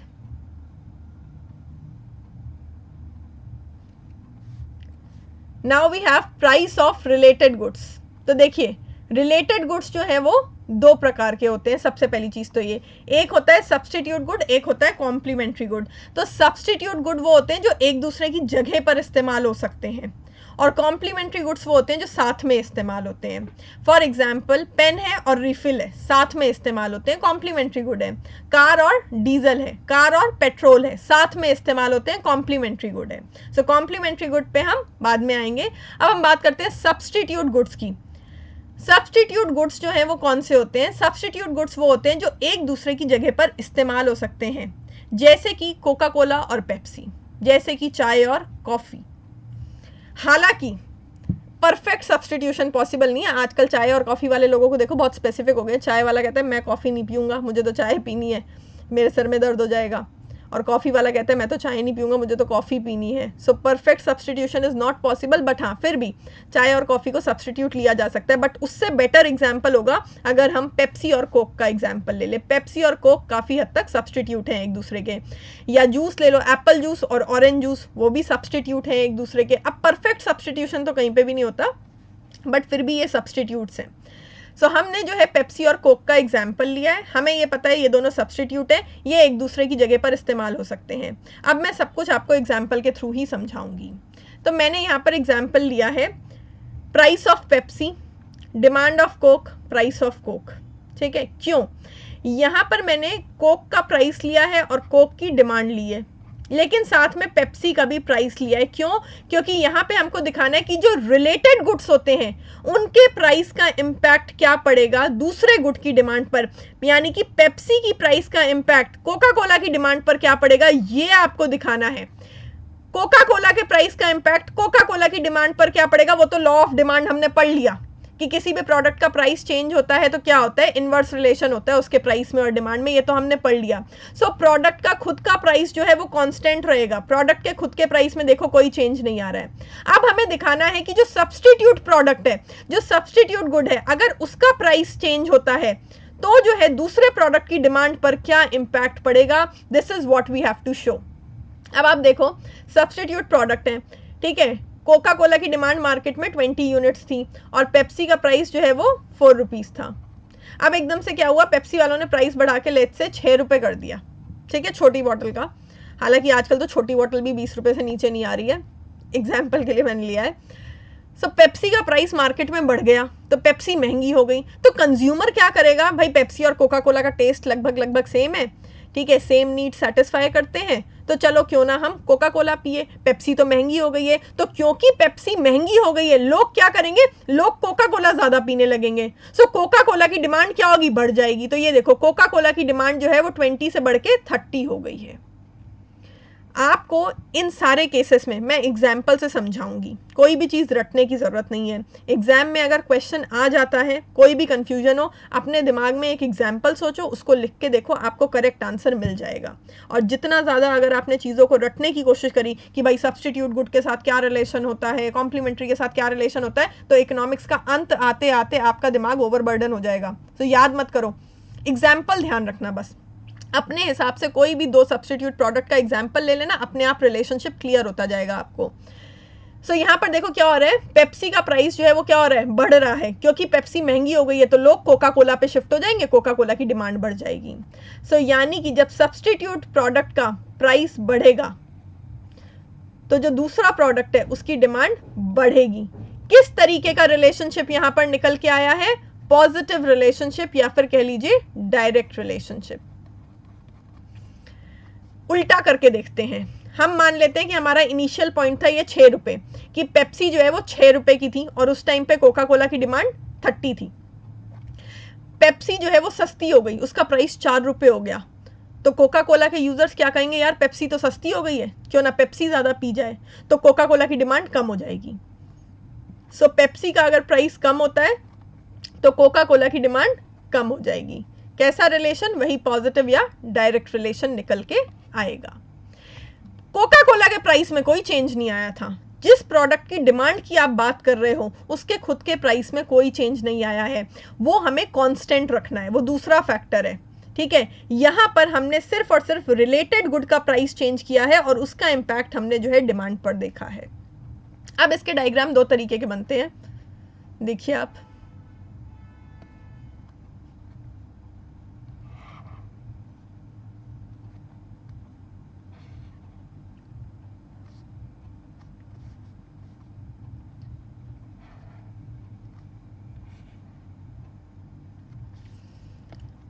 यहां पर मैं दिखाऊं प्राइस ऑफ पेप्सी, ये वाई एक्सिस पर मैं दिखा रही हूं प्राइस ऑफ पेप्सी, और यहां पर मैं दिखा रही हूं demand for Coke, demand for Coke.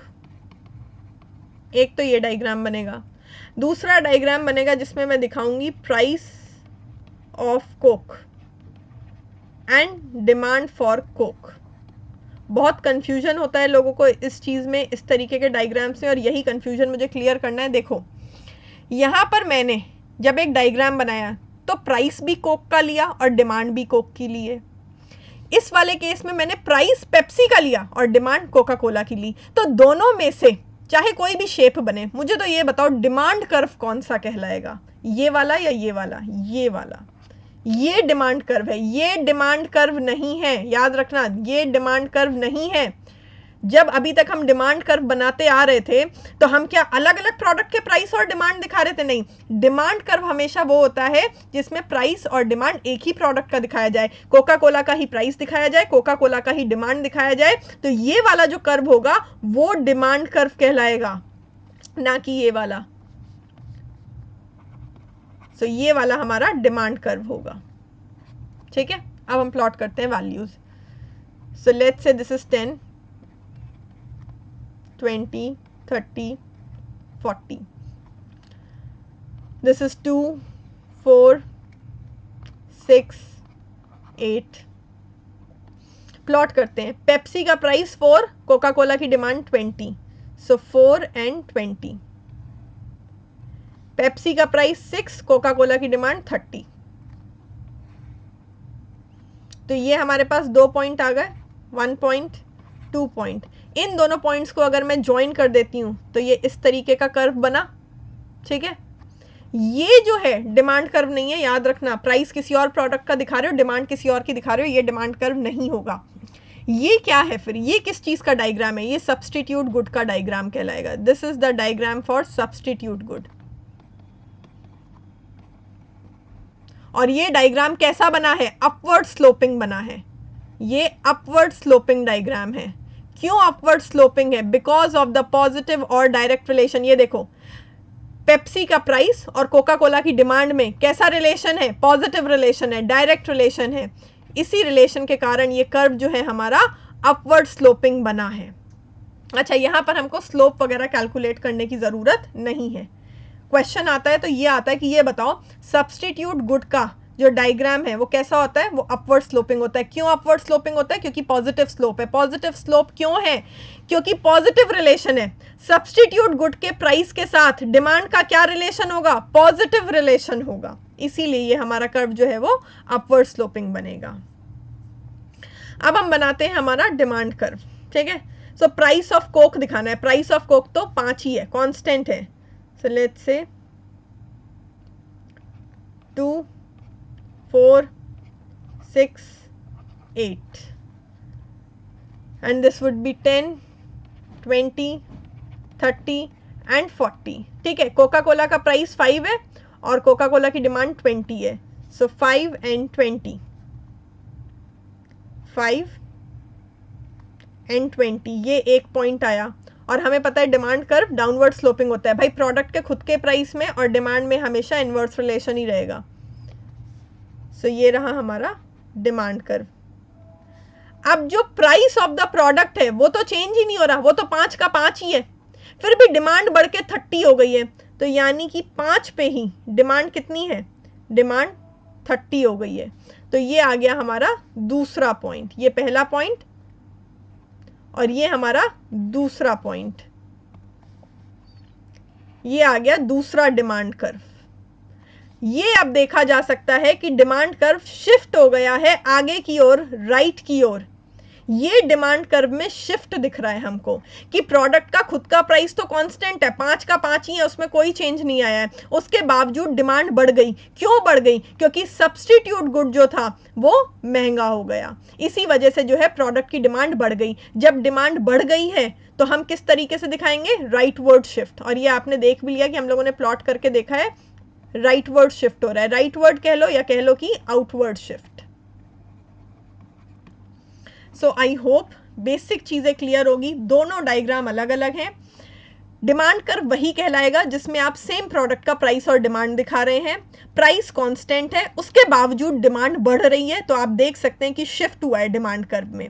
Demand बढ़ रही है तो राइटवर्ड शिफ्ट हुआ है। यही अगर डिमांड कम होती तो पीछे की ओर, अंदर की ओर लेफ्टवर्ड या इनवर्ड शिफ्ट होता। और अगर आप सब्स्टिट्यूट गुड का प्राइस दिखाते हो और डिमांड दिखाते हो किसी और प्रोडक्ट की, तो फिर उस केस में ये कहलाएगा सब्स्टिट्यूट गुड का डायग्राम। ये अपवर्ड स्लोपिंग बना है। क्यों? क्योंकि जो सब्स्टिट्यूट गुड का प्राइस है और जो डिमांड है उसके बीच में क्या रिलेशन है? उसके बीच में पॉजिटिव रिलेशन है, जो कि हमने यहां पर निकाला था। इस वजह से ये अपवर्ड स्लोपिंग कर्व बना है। अब कंफ्यूज नहीं होना है हमको। कुछ लोग कहते हैं अच्छा डिमांड कर्व, ये डिमांड कर्व अपवर्ड स्लोपिंग कैसे बन गया? अरे ये डिमांड कर्व है ही नहीं। एक और मैं कंफ्यूजन आपको बताती हूँ। कई लोग क्या कहने लगे हैं आजकल कि सब्स्टिट्यूट गुड हो गया, कॉम्प्लीमेंट्री गुड हो गया, ठीक है, यहाँ पर देखो हो क्या रहा है, डायरेक्ट रिलेशन है, प्राइस बढ़ रहा है डिमांड भी बढ़ रही है, ठीक है। सो प्राइस बढ़ रहा है डिमांड बढ़ रही है, अरे ये तो एक्सेप्शन है लॉ ऑफ डिमांड का, अरे भाई एक्सेप्शन नहीं है ये एक्सेप्शन नहीं है, this is just a determinant of demand. एक बात बताओ, जब हम लॉ ऑफ डिमांड पढ़ते हैं तो हम डिमांड का रिलेशन क्या सब्सटीट्यूट गुड के प्राइस के साथ पढ़ते हैं? नहीं भाई, लॉ ऑफ डिमांड डिमांड का रिलेशन उसी प्रोडक्ट के प्राइस के साथ बताता है। तो एक्सेप्शन तब होगा जब खुद का प्रोडक्ट का प्राइस बढ़े और डिमांड बढ़ जाए, तब एक्सेप्शन होगा। अरे यहाँ खुद का प्राइस तो कांस्टेंट है, खुद के प्राइस में थोड़ी चेंज हो रहा है, यहाँ पे तो दूसरे प्रोडक्ट का प्राइस बढ़ रहा था, उसके रिस्पॉन्स में जो है डिमांड चेंज हुई है, डिमांड बढ़ी है। सो ये कोई एक्सेप्शन नहीं है। सब्सटीट्यूट गुड, कॉम्प्लीमेंट्री गुड, इनको जो है इंटरनेट पे पढ़ के exception to the law of demand कृपया मत मानिएगा। ये exception to the law of demand नहीं है, ये डिटर्मिनेंट्स ऑफ डिमांड है। ये बाकी के फैक्टर्स हैं जो डिमांड को इन्फ्लुएंस करते हैं। ये बात हमेशा याद रखना, अगर लॉ ऑफ डिमांड फेल करना है तो रिलेशनशिप दूसरे प्रोडक्ट के प्राइस के साथ नहीं देखना है। लॉ ऑफ डिमांड प्रोडक्ट का डिमांड का रिलेशनशिप खुद के प्राइस के साथ दिखाता है। सो तभी फेल होगा लॉ ऑफ डिमांड जब खुद के प्राइस के साथ जो है डायरेक्ट रिलेशन हो डिमांड का, कि प्राइस बढ़े और डिमांड बढ़े बट सेम प्रोडक्ट का। दूसरे प्रोडक्ट के प्राइस कैसे इन्फ्लुएंस कर रहा है वो थोड़ी लॉ ऑफ डिमांड बताता है, जो ये उसका एक्सेप्शन हो जाएगा।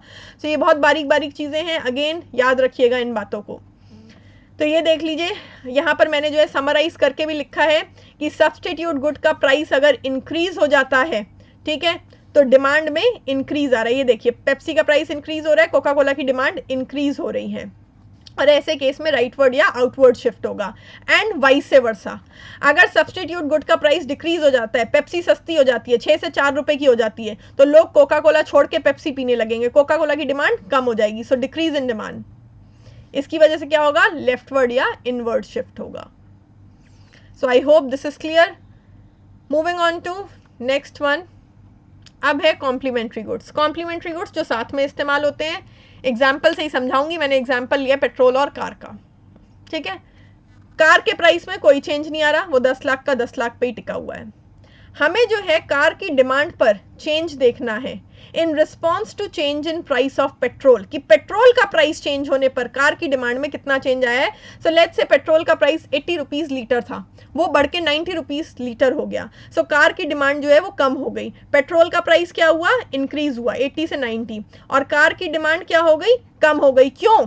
क्योंकि मेंटेनेंस कॉस्ट बढ़ जाएगी, रनिंग कॉस्ट बढ़ जाएगी। कार में कोई वन टाइम खर्चा थोड़ी होता है कि खरीद के घर पे लाके खड़ी कर ली, कार को चलाना भी होता है। पेट्रोल से चलती है, डीजल से चलती है। अगर पेट्रोल या डीजल बहुत महंगा हो जाएगा तो खरीदने के बाद भी शायद वो कार अफोर्डेबल नहीं रहे। तो इसी वजह से अगर पेट्रोल महंगा हो जाएगा तो कार की डिमांड कम होने लगेगी। ऐसे ही उल्टा करो कि let's say initially price 90 rupees litre पर लीटर था, प्राइस कम हो गया पेट्रोल का, 80 रुपीज़ प्रति लीटर हो गया, तो कार की डिमांड क्या होगी, बढ़ जाएगी। सो प्राइस अगर कम हो रहा है कॉम्प्लीमेंट्री प्रोडक्ट का, डिमांड क्या हो रही है, डिमांड बढ़ रही है, क्योंकि अब ये प्रोडक्ट जो है इसकी मेंटेनेंस कॉस्ट, रनिंग कॉस्ट ज़्यादा अफोर्डेबल हो जाएगी। सो किस तरीके का रिलेशनशिप शो हो रहा है यहाँ पर, इनवर्स या नेगेटिव रिलेशन। सो कॉम्प्लीमेंट्री गुड्स के प्राइस के साथ डिमांड का कैसा रिलेशन होगा, इनवर्स या नेगेटिव रिलेशन होगा। अगेन हम दो डायग्राम्स ड्रॉ करेंगे, डोंट गेट कंफ्यूज्ड।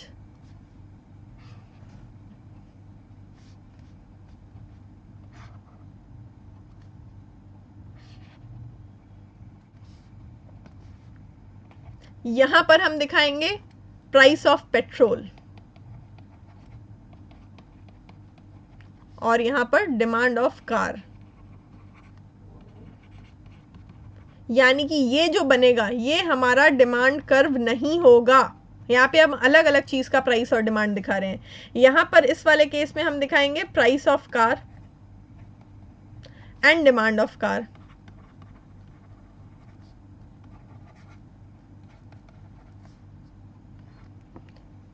ठीक है, अब जो है हम प्लॉट करते हैं इसको।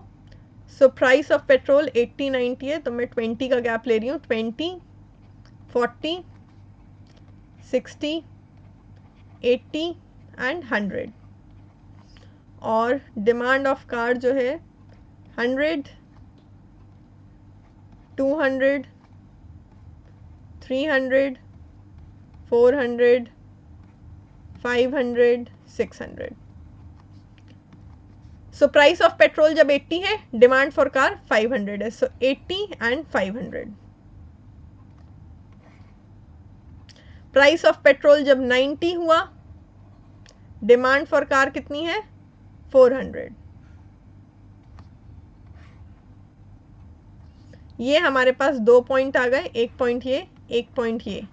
दोनों को अगर हम ज्वाइन करते हैं तो हमारा कर्व इस तरीके से बना, डाउनवर्ड स्लोपिंग. डाउनवर्ड स्लोपिंग बना, इसका मतलब ये नहीं कि डिमांड कर्व है. देख लो हमने क्या प्लॉट किया वाई एक्सेस और एक्स एक्सेस पे. ये डिमांड कर्व नहीं है, ये कॉम्प्लीमेंट्री गुड्स का डायग्राम है. This is the diagram for complementary goods.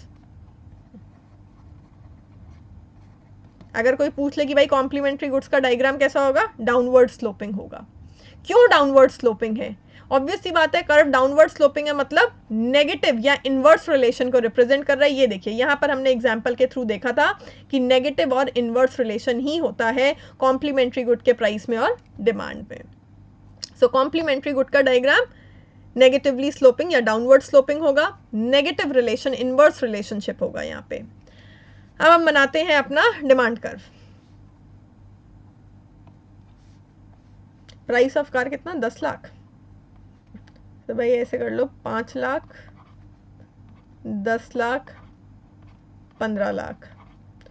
और demand for car 100, 200, 300, 400, 500, 600. So price जो है 10 लाख है, डिमांड 500 है. प्राइस 10 लाख है और डिमांड 500 है.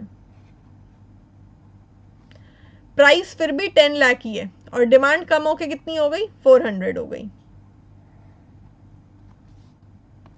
सो एक पॉइंट ये, एक पॉइंट ये हमारा इनिशियल पॉइंट था. तो ये हमारा एक डिमांड कर्व बनेगा इस पॉइंट पे ऐसे. फिर जो है प्राइस कार का उतना है 10 लाख, फिर भी डिमांड जो है वो कम हो गई है, 400 हो गई है. क्यों हो गई है? क्योंकि पेट्रोल महंगा हो गया था. सो ये आ गया हमारा दूसरा डिमांड कर्व. क्या हो रहा है? पैरेलल शिफ्ट हो रहा है. शिफ्ट किधर को हो रहा है इस बार? शिफ्ट अंदर की ओर हो रहा है, लेफ्टवर्ड, या कह लीजिए इनवर्ड शिफ्ट हो रहा है. तो डिमांड कर्व में इनवर्ड या लेफ्टवर्ड शिफ्ट हो रहा है. क्यों? क्योंकि जो कॉम्प्लीमेंट्री प्रोडक्ट है उसका प्राइस बढ़ गया था, वो महंगा हो गया था, इसीलिए डिमांड जो है वो कम हो गई थी. सो इस तरीके से शिफ्ट के थ्रू हमको बाकी के फैक्टर्स का इंपैक्ट दिखाना होता है. तो देखिए यहाँ पर मैंने समराइज भी कर दिया इस पूरी चीज को. Increase in price of complementary good. ये देखो पेट्रोल 80 रुपए से बढ़ के 90 रुपए हुआ, तो डिमांड क्या हो गई? कम हो गई, डिक्रीज इन डिमांड. और ऐसा होगा तो ये देखो किधर को शिफ्ट हो रहा है? अंदर की ओर शिफ्ट हो रहा है, लेफ्टवर्ड शिफ्ट हो रहा है. ऐसे ही वाइस वर्सा, मतलब इसका अपोजिट. अगर कॉम्प्लीमेंट्री गुड का प्राइस डिक्रीज हो जाता है, मतलब 90 से 80 पे आए, अगर पहले प्राइस 90 था फिर 80 हो गया, मतलब पेट्रोल सस्ता हो गया. पेट्रोल सस्ता हो गया तो कार ज़्यादा अफोर्डेबल हो जाएगी, कार के रनिंग और मेंटेनेंस कॉस्ट कम हो जाएगी. सो 400 से 500 हो गई कार की डिमांड, तो डिमांड में इंक्रीज आया. और जब डिमांड में इंक्रीज आता है तो राइटवर्ड या आउटवर्ड शिफ्ट होता है. सो याद रखना, इन केसेस में दो तरीके के डायग्राम्स बनेंगे. एग्जाम में पूछा क्या जा रहा है उसके अकॉर्डिंग बताओ. कॉम्प्लीमेंट्री गुड्स के डायग्राम की शेप पूछी जा रही है, सब्सटीट्यूट की शेप पूछी जा रही है, तो वो बताओ. क्या रिलेशन पूछा जा रहा है वो बताओ. और अगर शिफ्ट पूछा जा रहा है तो वो उसके अकॉर्डिंग बताओ. अगर देखो क्वेश्चन कितने भी तरीकों से आ सकता है. वो ये भी पूछ सकते हैं डायरेक्टली कि कॉम्प्लीमेंट्री गुड के प्राइस के साथ कैसा रिलेशन है डिमांड का, या सब्सटीट्यूट गुड के प्राइस के साथ कैसा रिलेशन है वो. या वो आपको जो है प्रॉपर केस स्टडी भी दे सकते हैं कि पेट्रोल का अगर प्राइस बढ़ता है, ठीक है, तो जो डिमांड कर्व होगा कार का उसमें किस तरफ शिफ्ट होगा. इस तरीके का क्वेश्चन भी वो आपको दे सकते हैं. कभी भी आपको इन केसेस में कोई भी कंफ्यूजन हो, ये सब याद नहीं करना है. दो एग्जाम्पल अपने दिमाग में रख लो, एक कार और पेट्रोल, ठीक है, कोक और पेप्सी. अपने आप वहाँ पर कोई भी न्यूमेरिकल वैल्यूज़ लेके देख लेना. इतना कॉमन सेंस आप लगा लोगे कि भाई पेट्रोल का प्राइस अगर बढ़ रहा है तो कार की डिमांड क्या होगी? कम होगी. तो इस तरीके का कॉमन सेंस आप लगा के अगर एग्जाम्पल के थ्रू करके देख लोगे तो ये कंसेप्ट हमेशा के लिए आपको आ जाएंगे. Moving on to next one now. So ये तो था प्राइस ऑफ रिलेटेड गुड्स का एग्जाम्पल, कि जो रिलेटेड गुड्स है यानी कि सब्सटीट्यूट और कॉम्प्लीमेंट्री गुड्स है, अगर उनका प्राइस चेंज होता है तो हमारा डिमांड कर्व किस तरीके से शिफ्ट करेगा. अब आता है third factor which is income of the consumer. अब अगर हम कंज्यूमर की इनकम की बात करें तो यस, उसका भी इम्पैक्ट डिमांड पर पड़ेगा, और बहुत सीधा सीधा सा जो है इम्पैक्ट पड़ता है। देखिए लेट्स से एसी का केस लिया मैंने, एसी ले लो, टीवी ले लो, फ्रिज ले लो, तो कंज्यूमर की इनकम लेट्स से 50,000 थी, 50,000 से बढ़ के 70,000 हुई, 70,000 हुई। पहले आदमी ने अपने करके एक कमरे में एसी लगा रखा था, एक एसी, उसकी जो है इनकम बढ़ गई, अब वो अफोर्ड कर सकता है तो वो 2 एसी लगा लेगा। एसी के प्राइस में कोई चेंज नहीं आया है, एसी का प्राइस कांस्टेंट है। चेंज किस में आया? कंज्यूमर की इनकम में। हमें कंज्यूमर की इनकम का इम्पैक्ट एसी की डिमांड पर देखना है।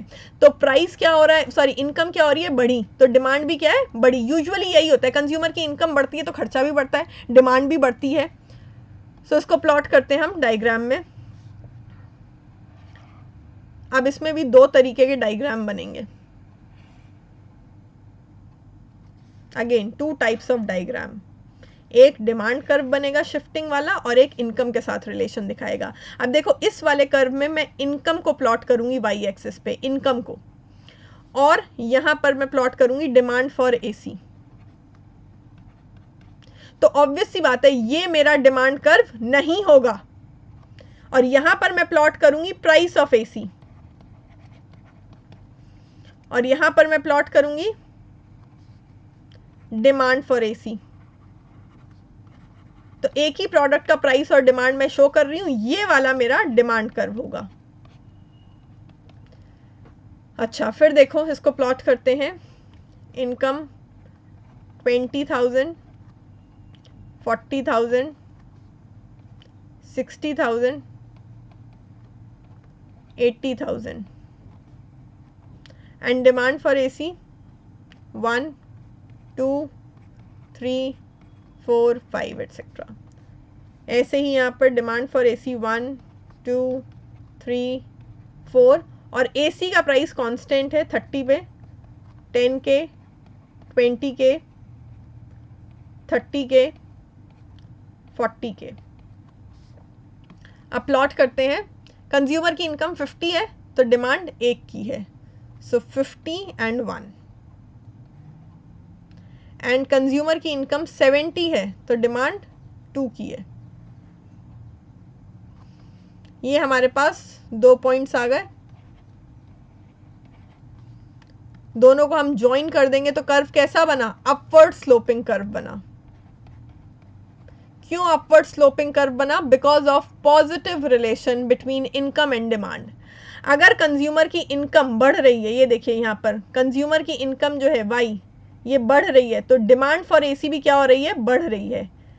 तो इसका मतलब किस तरीके का रिलेशन है? पॉजिटिव रिलेशन है। पॉजिटिव रिलेशन होने के कारण ही हमारा कर्व अपवर्ड स्लोपिंग बना है। और वहीं अगर कंज्यूमर की इनकम कम हो जाएगी, ठीक है, तो हो सकता है वो पहले से कम खरीदे इन प्रोडक्ट्स को। अब हम देखते हैं कि डिमांड कर्व कैसे बनाना है।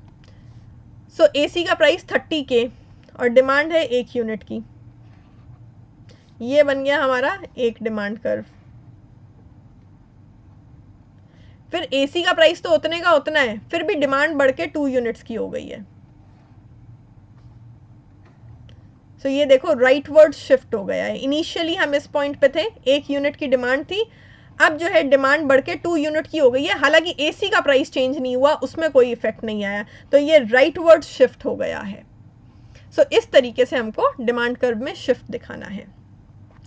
अच्छा, ये जिन गुड्स की हम बात कर रहे हैं, ये कौन से गुड्स हैं? इनको हम बोलते हैं नॉर्मल गुड्स। नॉर्मल गुड्स वो होते हैं जिनका पॉजिटिव या डायरेक्ट रिलेशनशिप होता है इनकम के साथ। अब मैं आपको यहाँ पर एग्जाम्पल से कुछ समझाना चाहूँगी। देखो, एक होते हैं नॉर्मल गुड, एक होते हैं नॉर्मल गुड, एक होते हैं इंफीरियर गुड। अब इसमें मैं एग्जाम्पल ले रही हूँ, normal good AC, TV, refrigerator, phone, etcetera etcetera. Inferior good में मैं एक एग्जाम्पल ले रही हूँ, फॉर एग्जाम्पल जवार, बाजरा, मेज़। देखो क्या होता है, यूजुअली हम लोग क्या मान के चलते हैं कि जब कंज्यूमर की इनकम बढ़ेगी तो वो अपना कंजम्पशन इंक्रीज करेगा, ज़्यादा से ज़्यादा प्रोडक्ट्स खरीदेगा, ठीक है, तो प्रोडक्ट की डिमांड भी इंक्रीज होगी, बढ़ेगी। लेकिन हर केस में ज़रूरी नहीं है कि ऐसा हो। लेट्स से एक गरीब व्यक्ति है, पुअर फैमिली है, उनके पास इतना भी पैसा नहीं है कि वो व्हीट और राइस अफोर्ड कर सके, वो गेहूं और चावल भी नहीं खा सके। तो जवार बाजरा बहुत सस्ता आता है, जवार बाजरा फूड होता है अगर आप लोगों ने खाया हो तो, और बहुत सस्ता आता है मार्केट में, तो वो लोग जवार बाजरा का इस्तेमाल ज़्यादा करते हैं। अगर ऐसे व्यक्तियों की इनकम बढ़ जाती है, ठीक है, तो वो क्या करेंगे? क्या वो जवार और बाजरा ही खाते रहेंगे, या वो बेटर क्वालिटी प्रोडक्ट पे अपना स्टैंडर्ड ऑफ लिविंग बढ़ाएंगे और बेटर क्वालिटी प्रोडक्ट पे व्हीट और राइस पे शिफ्ट हो जाएंगे? वो व्हीट और राइस पे शिफ्ट हो जाएंगे। तो ऐसे केसेस में अगर इनकम बढ़ेगी तो कंज्यूमर जवार और बाजरा का कंजम्पशन कम कर देगा, और वो जो है व्हीट और राइस इनका कंजम्पशन बढ़ाएगा। तो अगर इनकम बढ़ेगी तो जवार बाजरा जैसे प्रोडक्ट्स की डिमांड क्या होगी? कम होगी। तो ये होते हैं इंफीरियर गुड, इनका नेगेटिव रिलेशन होता है कंज्यूमर की इनकम के साथ। ठीक है, इंफीरियर गुड का केस आगे हम डिटेल में पढ़ेंगे और उसका डायग्राम भी ड्रॉ करेंगे, बट अभी मैं आपको सिर्फ इतना समझा रही हूँ कि दो तरीके के गुड है, एक नॉर्मल गुड, एक इंफीरियर गुड। ये जो डायग्राम्स बने हैं नॉर्मल गुड के हैं। नॉर्मल गुड वो होते हैं जिनका इनकम के साथ डायरेक्ट रिलेशन होता है। इनकम बढ़ेगी तो इनका कंजम्पशन बढ़ेगा। भाई कंज्यूमर है, उसके घर के एक कमरे में एसी लगा है, इनकम बढ़ जाएगी। अगर घर में 2 कमरे हैं और 2 फैमिलीज रहती है, दोनों कमरों में एसी लग जाएगा। इनकम और बढ़ जाएगी तो आदमी कहता है लाओ मैं तो डाइनिंग टेबल जहाँ पे वहाँ पे भी एसी लगवाऊँ, मेहमान आएंगे एसी में खाना खाएंगे। और इनकम बढ़ जाएगी, वो कहेगा लाओ मैं हॉल में भी एसी लगवाऊँ, टीवी भी हम देखेंगे एसी देखते देखते, एसी की हवा खाते खाते बेसिकली। सो कहने का मतलब ये है कि नॉर्मल गुड्स वो होते हैं जो बेसिकली कंज्यूमर की इनकम के साथ साथ जिनकी डिमांड बढ़ती है। इन्फीरियर गुड वो होते हैं जिनको यूजुअली लो क्वालिटी गुड माना जाता है। जब इंसान गरीब है तो वो उन प्रोडक्ट्स को कंज्यूम कर रहा है, बट जब उसकी इनकम बढ़ेगी तो वो बेटर क्वालिटी प्रोडक्ट्स पे शिफ्ट करना चाहेगा, इसीलिए इन लो क्वालिटी प्रोडक्ट्स की डिमांड जो है वो कम हो जाएगी। बट मैं आपको इसके साथ कुछ और भी समझाना चाहती हूँ। कई बार किताबों में लिखा होता है इन्फीरियर गुड क्या है? Low quality good.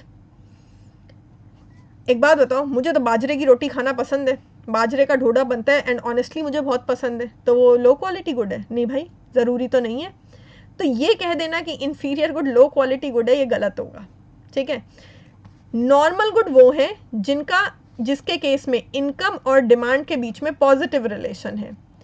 Inferior good वो है जहां पर इनकम और डिमांड के बीच में नेगेटिव रिलेशन है। इनकी यही डेफिनेशन है, कैटेगराइज मत करना कभी। फॉर एग्जाम्पल कोई मिडिल क्लास पर्सन है, ठीक है, उसके लिए क्या कहते हैं, मीट हो गया, नॉनवेज हो गया, ये नॉर्मल गुड है। उसकी इनकम बढ़ेगी तो वो ज़्यादा नॉनवेज खाना पसंद करेगा। भाई इनकम कम थी तो डेली डेली नॉनवेज नहीं खा सकता, इनकम बढ़ेगी तो वो ज़्यादा नॉनवेज का कंजम्पशन करेगा, ठीक है, उसके लिए वो नॉर्मल गुड है।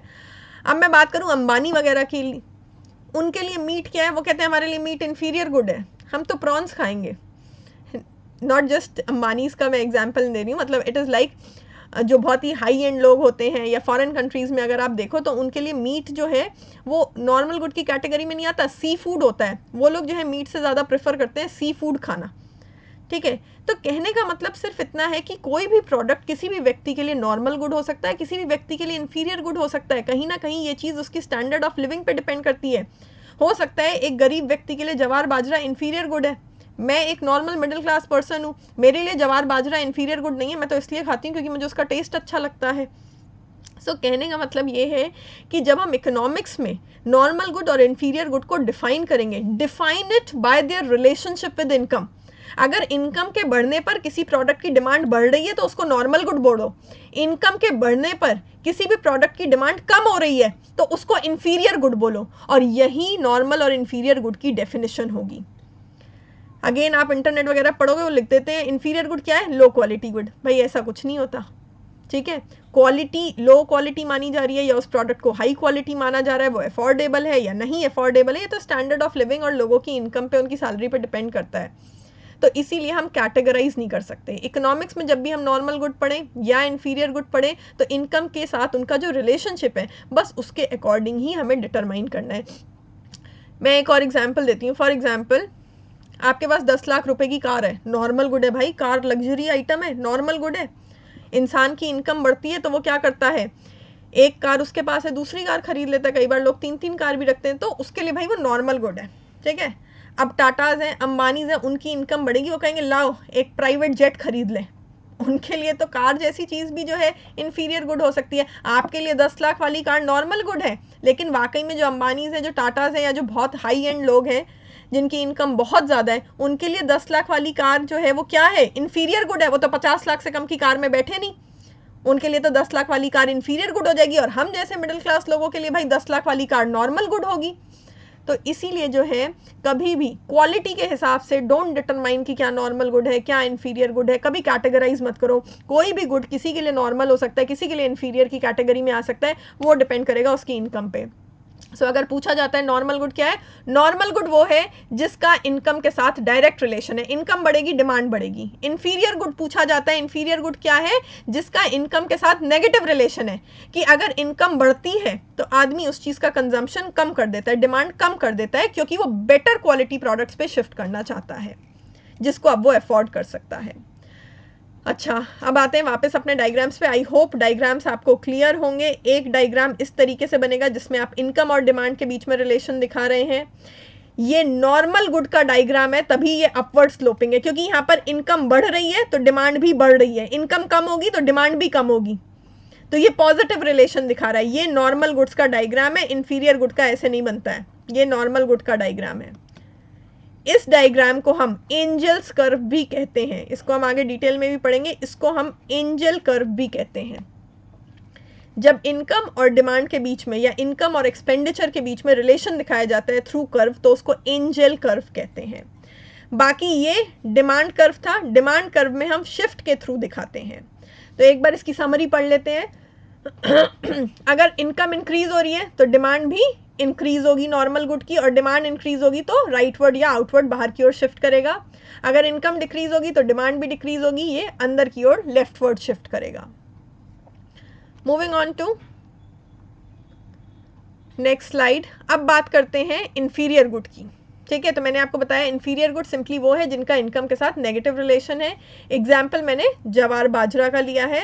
सो लेट्स से एक हाउस होल्ड है, उनकी इनकम बहुत कम है, 10,000 रुपये इनकम है, घर में बहुत सारे मेंबर हैं, तो वो महीने में 10 kg जवार बाजरा मंगाते हैं। वीट और राइस वो इतना ज़्यादा कंज्यूम नहीं कर सकते हैं। अब उनकी इनकम बढ़ के हो गई 20,000 रुपये, अब वो ज़्यादा कमा रहे हैं, तो ऑब्वियस सी बात है, देखो डेली डेली भी जवार बाजरा कोई नहीं खा सकता, मजबूरी में खा रहे थे वो, तो अब वो क्या करेंगे, जवार बाजरा का कंजम्पशन कम कर देंगे, और उनके पास जो पैसा बचेगा और जो उनकी इनकम इंक्रीज हुई है उससे वो वीट और राइस खरीद लेंगे। सो यहाँ पर क्या हो रहा है कि कंज्यूमर की इनकम जो है वो इंक्रीज हो रही है, और कंज्यूमर की इनकम इंक्रीज होने के कारण जवार बाजरा की जो डिमांड है वो क्या हो रही है, कम हो रही है, डिक्लाइन हो रही है। और वाइस वर्सा भी होगा, अगर कंज्यूमर की इनकम कम हो जाए, 20,000 से 10,000 हो जाए, तो कंज्यूमर को वीट एंड राइस छोड़ के वापस जवार एंड बाजरा ही खाना पड़ेगा। सो कंज्यूमर की इनकम जो है अगर कम हो जाएगी तो फिर जो है डिमांड ऐसे प्रोडक्ट्स की बढ़ जाएगी। सो किस तरीके का रिलेशनशिप आपको यहाँ पर दिख रहा है, नेगेटिव या इनवर्स रिलेशन है। डायग्राम प्लॉट करती हूँ मैं। Again we will make 2 types of diagram. यहाँ पर एक तरफ हम दिखाएंगे कंज्यूमर की इनकम और दूसरी तरफ डिमांड फॉर जवार बाजरा, और यहाँ पर हम दिखाएंगे प्राइस ऑफ जवार बाजरा, और यहाँ पे हम दिखाएंगे डिमांड ऑफ जवार बाजरा।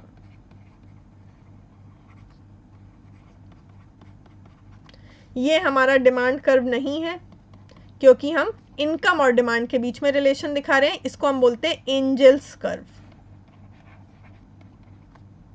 एंजल ऑथर का नाम है, ये एंजल्स कर्व होता है।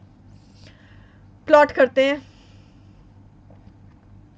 2, 4, 6, 8, 10 and income of the consumer 5 का गैप ले लेते हैं, 5,000, 10,000, 15,000 एंड 20,000। यहाँ पर प्राइस ऑफ जवार बाजरा 5 रुपीज़, 10 रुपीज़, सॉरी 10 एंड 20 लेते हैं इसको।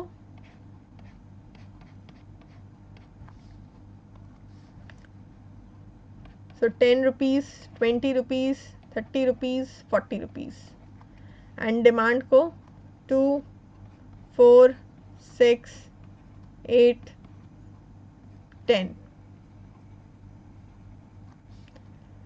अब प्लॉट करते हैं। इनकम कंज्यूमर की जब 10,000 है, डिमांड फॉर जवार बाजरा 10 किलो है। इनकम जब कंज्यूमर की 20,000 हो गई, 20,000 हो गई, डिमांड कम होके 5 kg की हो गई। ये हमारे पास 2 पॉइंट्स आ गए। इनको जब हम ज्वाइन करते हैं तो ये देखो कैसा कर्व बना, डाउनवर्ड स्लोपिंग कर्व बना। ठीक है, डाउनवर्ड स्लोपिंग कर्व मतलब नेगेटिव रिलेशनशिप शो हो रहा है, नेगेटिव रिलेशनशिप। कंज्यूमर की इनकम जो है वो बढ़ रही है, तो कंज्यूमर जो है इस प्रोडक्ट का कंजम्पशन कम कर रहा है। सो नेगेटिव रिलेशनशिप, ये एंजल्स कर्व है। याद रखना, इनकम और डिमांड का रिलेशनशिप नॉर्मल गुड के लिए अलग है, इन्फीरियर गुड के लिए अलग है। ठीक है, नॉर्मल गुड के केस में अपवर्ड स्लोपिंग डायग्राम बना था, और ये जो हमारा इन्फीरियर गुड का है ये कैसा बना है, डाउनवर्ड स्लोपिंग बना है। क्वेश्चन ऐसे भी पूछ लिया जा सकता है, बताओ इन्फीरियर गुड का एंजल कर्व कैसा बनेगा, डाउनवर्ड बनेगा। अब इधर प्लॉट करते हैं। प्राइस जो है वो 20 रुपये ही है। डिमांड पहले कितनी थी, पहले डिमांड थी 10। सो ये हमारे पास एक इनिशियल पॉइंट आ गया, और ये जो है डिमांड कर्व हो गया। फिर जो है 20 kg प्राइस है, लेकिन डिमांड कम होके 5 kg हो गई, यहाँ पे आ गए।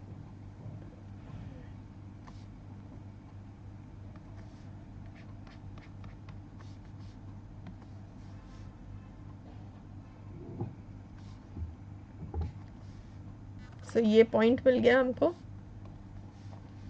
किधर की ओर शिफ्ट हो रहा है, अंदर की ओर, इनवर्ड शिफ्ट। ये इन्फीरियर गुड है, कंज्यूमर की इनकम बढ़ी, इसीलिए इसकी डिमांड क्या हो रही थी, कम हो रही थी, एंड वाइस वर्सा भी होगा। सो एक बार समरी देख लेते हैं। कंज्यूमर की इनकम इंक्रीज होती है तो इन्फीरियर गुड्स की डिमांड क्या होती है, कम होती है। डिमांड कम होती है तो लेफ्टवर्ड या इनवर्ड शिफ्ट होता है। और कंज्यूमर की इनकम अगर कम होती है तब जो है ऐसे प्रोडक्ट्स की डिमांड बढ़ जाती है, क्योंकि कंज्यूमर अब यही प्रोडक्ट अफोर्ड कर सकता है। और ऐसे केस में डिमांड जब जो है इंक्रीज हो रही है तो शिफ्ट हमेशा बाहर की ओर होगा, राइटवर्ड या आउटवर्ड होगा। So I hope all these relationships are clear. कभी भी प्रॉब्लम हो, जस्ट टेक द एग्जाम्पल, सिर्फ एग्जाम्पल लो और सोचो, आपके सामने सारे रिलेशनशिप्स क्लियर हो जाएंगे। Moving on to next slide. अब हम एंजल्स कर्व की बात एक बार डिटेल में करते हैं। ये जो हमने इनकम वाला डायग्राम बनाया था कि इनकम के साथ डिमांड का रिलेशन दिखाया था, इसी को एंजल कर्व कहते हैं। लेकिन एक्चुअल में इसकी स्टार्टिंग कैसे हुई, ये है क्या, तो देखो एंजल्स लॉ सबसे पहले स्टडी करते हैं। एंजल्स लॉ जो कि अर्नस्ट एंजल नाम के एक जर्मन इकोनॉमिस्ट ने दिया था 1857 में। ठीक है, ये एंजल्स लॉ क्या है, एंजल्स लॉ कहता है कि जैसे जैसे किसी भी फैमिली की इनकम इंक्रीज होती है, ठीक है, उनका फूड आइटम्स पर जो खर्चा है वो बढ़ता है। ठीक है, absolute amount, absolute expenditure on food items, specifically food items के बारे में है ये थ्योरी। ठीक है, absolute expenditure on food items उसमें भी इंक्रीज होता है, लेकिन प्रपोर्शनेट जो है वो कम हो जाता है। मैं कहीं और लिख के दिखाती हूँ, बिकॉज यहाँ पर स्पेस नहीं है जो मैं एक साथ लिख सकूँ। तो let me right it here. ठीक है, अगर कंज्यूमर की इनकम इंक्रीज हो रही है, ठीक है, तो उसका जो खर्चा है फूड आइटम्स पे वो बढ़ेगा। फूड आइटम्स पे जो एक्सपेंडिचर है वो इंक्रीज होगा, लेकिन प्रपोर्शन जो है वो कम हो जाएगा। Proportion of expenditure on food items will decline. अभी इसका लॉजिक समझा रही हूँ मैं। Proportion of expenditure on food items will decline. क्यों, इट इज़ वेरी ऑब्वियस कि किसी कंज्यूमर की इनकम बढ़ी, ठीक है, तो वो खाने पीने का आइटम भी पहले से ज़्यादा खरीदता है। चलो घर का नहीं खाएगा तो बाहर होटल में जाके ज़्यादा खाने लगता है। ठीक है, जंक फूड ज़्यादा खाने लगते हैं लोग, या दूध दही जैसी चीज़ों का ज़्यादा कंजम्पशन करने लगते हैं, नॉन वेज ज़्यादा खाने लगते हैं। सो अगर कंज्यूमर की इनकम बढ़ रही है तो फूड आइटम क्योंकि एक नॉर्मल गुड है, तो फूड आइटम का भी कंजम्पशन बढ़ेगा, फूड आइटम की डिमांड और उस पर एक्सपेंडिचर बढ़ेगा। लेकिन एब्सोल्यूट टर्म्स में याद रखना, ये जो एक्सपेंडिचर बढ़ेगा ना एब्सोल्यूट टर्म्स में बढ़ेगा। लेकिन अगर हम प्रपोर्शन देखें, proportion of expenditure on food items, वो प्रपोर्शन डिक्लाइन हो जाएगा। क्यों? क्योंकि अब जो पर्सन है वो लग्जरी आइटम्स पे पैसा ज्यादा खर्च करेगा, कार खरीदेगा, एसी खरीदेगा, घर खरीदेगा, सो बेसिकली जो लग्जरी आइटम्स हैं उस पे जो है उसका एक्सपेंडिचर ज्यादा हो जाएगा कंपैरेटिवली। इसको एक और एग्जांपल समझो, लेट्स से कंज्यूमर पहले 2000 रुपए खर्च कर रहा था फूड आइटम्स पे, ठीक है, कंज्यूमर की इनकम बढ़ गई तो वो 2000 की बजाय 2500 रुपए फूड आइटम्स पे खर्च कर रहा है। पहले जो है कंज्यूमर की टोटल इनकम थी,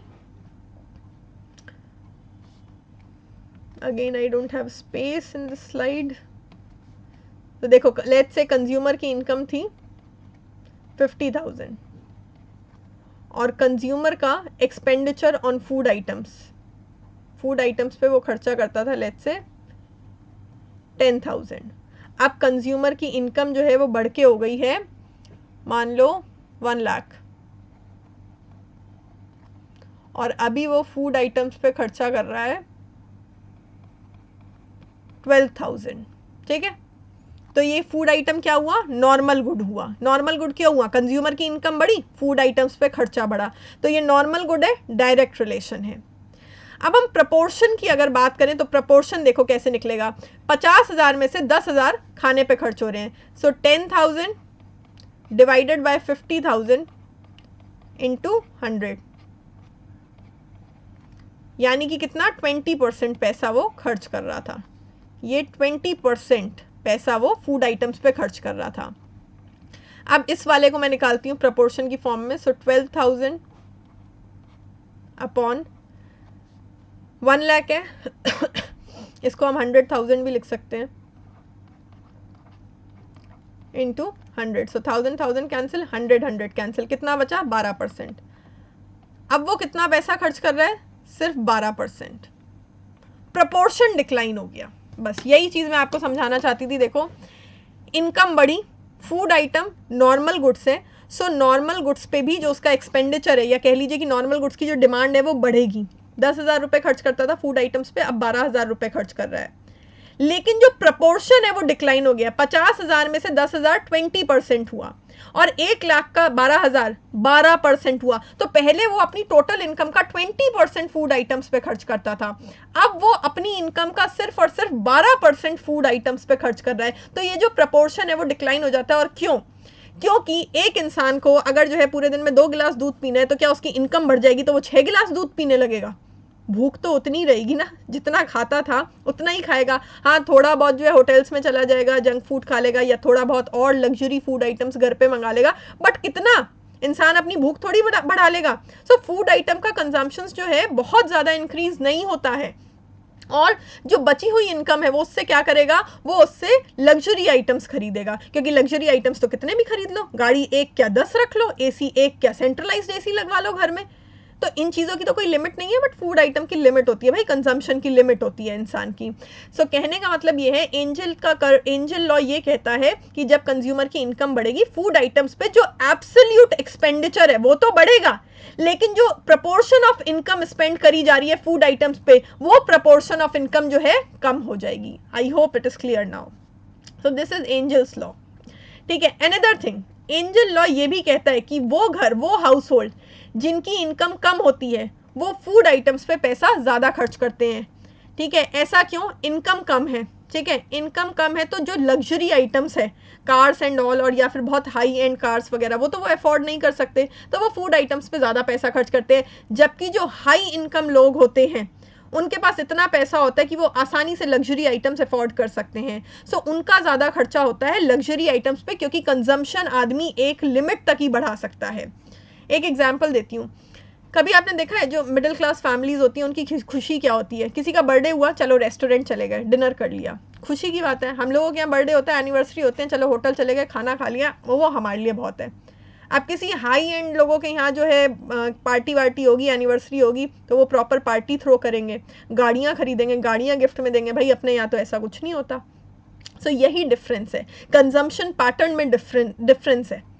सो जो लोअर इनकम हाउस होल्ड्स होते हैं वो फूड पर पैसा ज़्यादा खर्च करते हैं, उनका ज़्यादा प्रपोर्शन ऑफ इनकम खाने पर जाता है, जबकि जो हाई एंड लोग होते हैं जिनकी इनकम बहुत ज़्यादा होती है वो उल्टा जो है फूड पर कम पैसा खर्च करते हैं।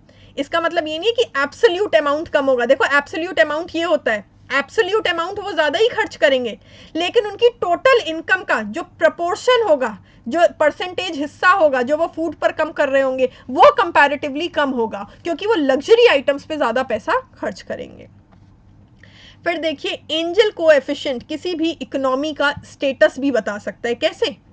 किसी भी देश का इकोनॉमिक स्टेटस एंजल कोएफिशिएंट कैसे बता सकता है? भाई एंजल कोएफिशिएंट ये बताता है कि कितना प्रपोर्शन ऑफ इनकम, कितना परसेंटेज ऑफ इनकम खाने पर स्पेंड करी जा रही है। और अभी हमने कहा जब मिडिल क्लास लोग होंगे, लोअर इनकम लोग होंगे, वो खाने पर ज़्यादा पैसा स्पेंड करेंगे, हाई क्लास लोग होंगे वो खाने पर कम पैसा, कम प्रपोर्शन ऑफ इनकम स्पेंड करेंगे। सो यानी कि अगर एक डिक्रीजिंग एंजल कोएफिशिएंट है, एंजल कोएफिशिएंट क्या होता है? एंजल कोएफिशिएंट मेजर करता है कि इनकम का कितना हिस्सा, कितना प्रपोर्शन खाने पर स्पेंड किया जा रहा है।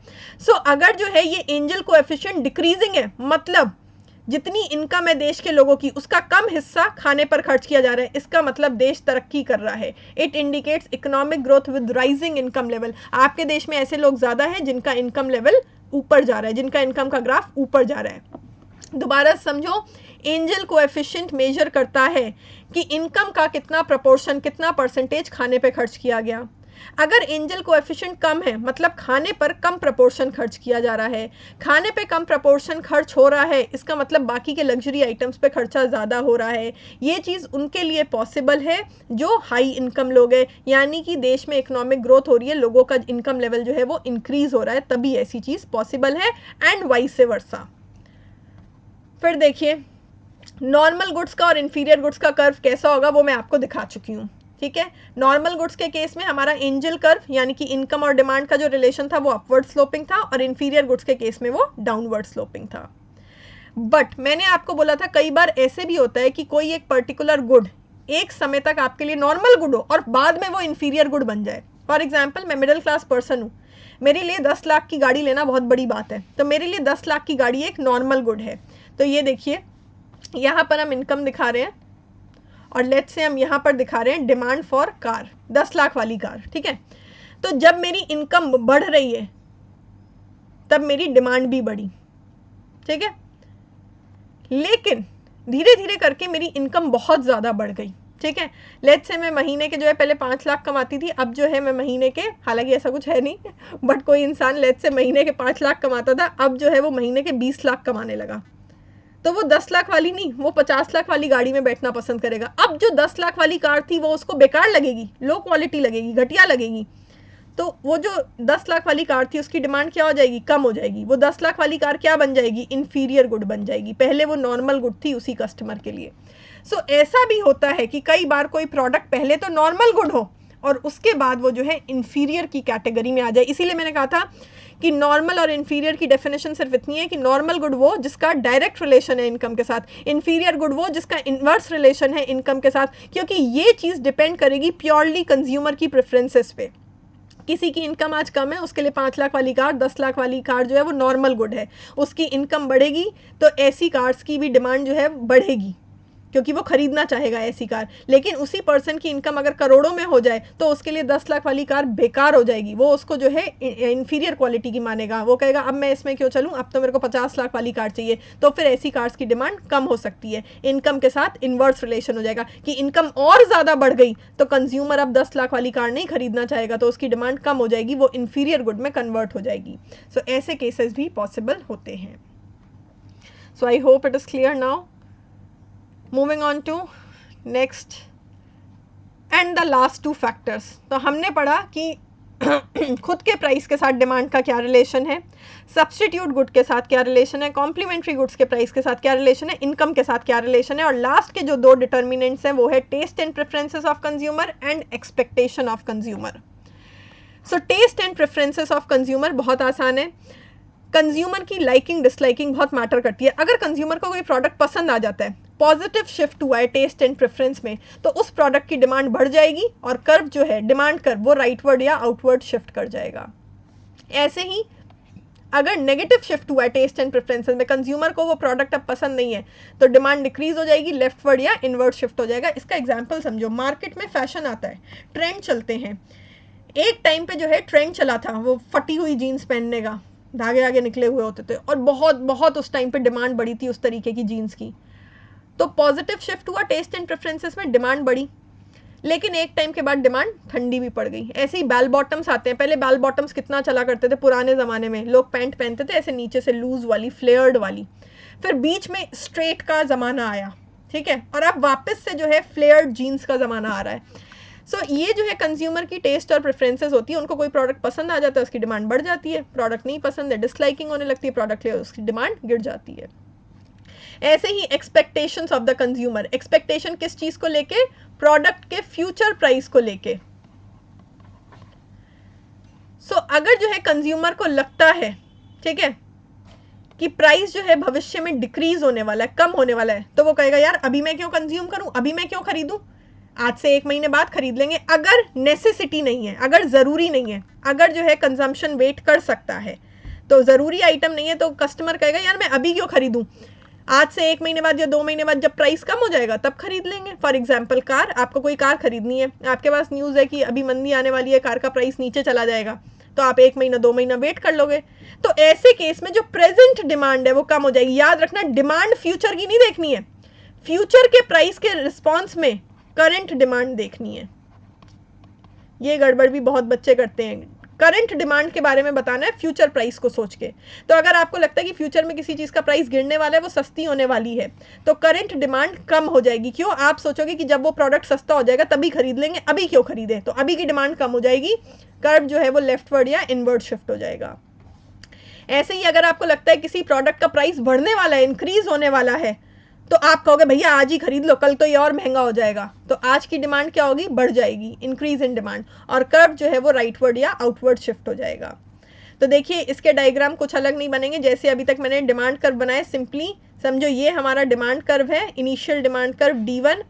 अगर किसी भी प्रोडक्ट की डिमांड इंक्रीज होती है तो ये राइट की ओर शिफ्ट होता है, इंक्रीज इन डिमांड, और किसी भी प्रोडक्ट की डिमांड कम होती है तो ये लेफ्ट की ओर शिफ्ट हो जाता है, डिक्रीज इन डिमांड। और इसका बहुत सीधा सा लॉजिक मैंने आप लोगों को समझाया था। क्वांटिटी आप एक्स एक्सिस पर लिखते हो, जब हम क्वांटिटी लिखना शुरू करते हैं, सो 1 2 3 4 5 6 इस तरीके से लिखते हैं, राइट की ओर जाते हैं तो क्वांटिटी क्या हो रही है, बढ़ रही है।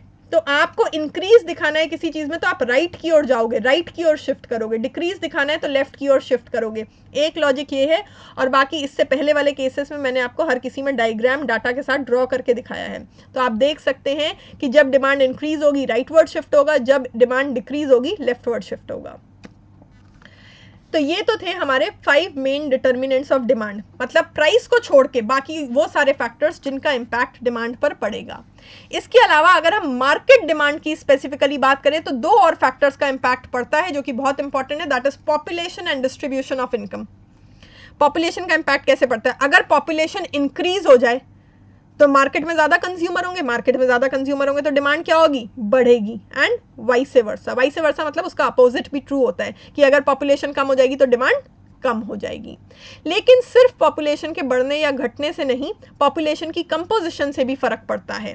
फॉर एग्जाम्पल पॉपुलेशन में बच्चे ज़्यादा हैं तो बच्चों के प्रोडक्ट की डिमांड ज़्यादा होगी, बूढ़े लोग ज़्यादा हैं तो मेडिकल की चीज़ों की डिमांड ज़्यादा होगी। इस तरीके से पॉपुलेशन कितनी है और पॉपुलेशन का कंपोजिशन क्या है उसका इम्पैक्ट भी डिमांड पे पड़ेगा।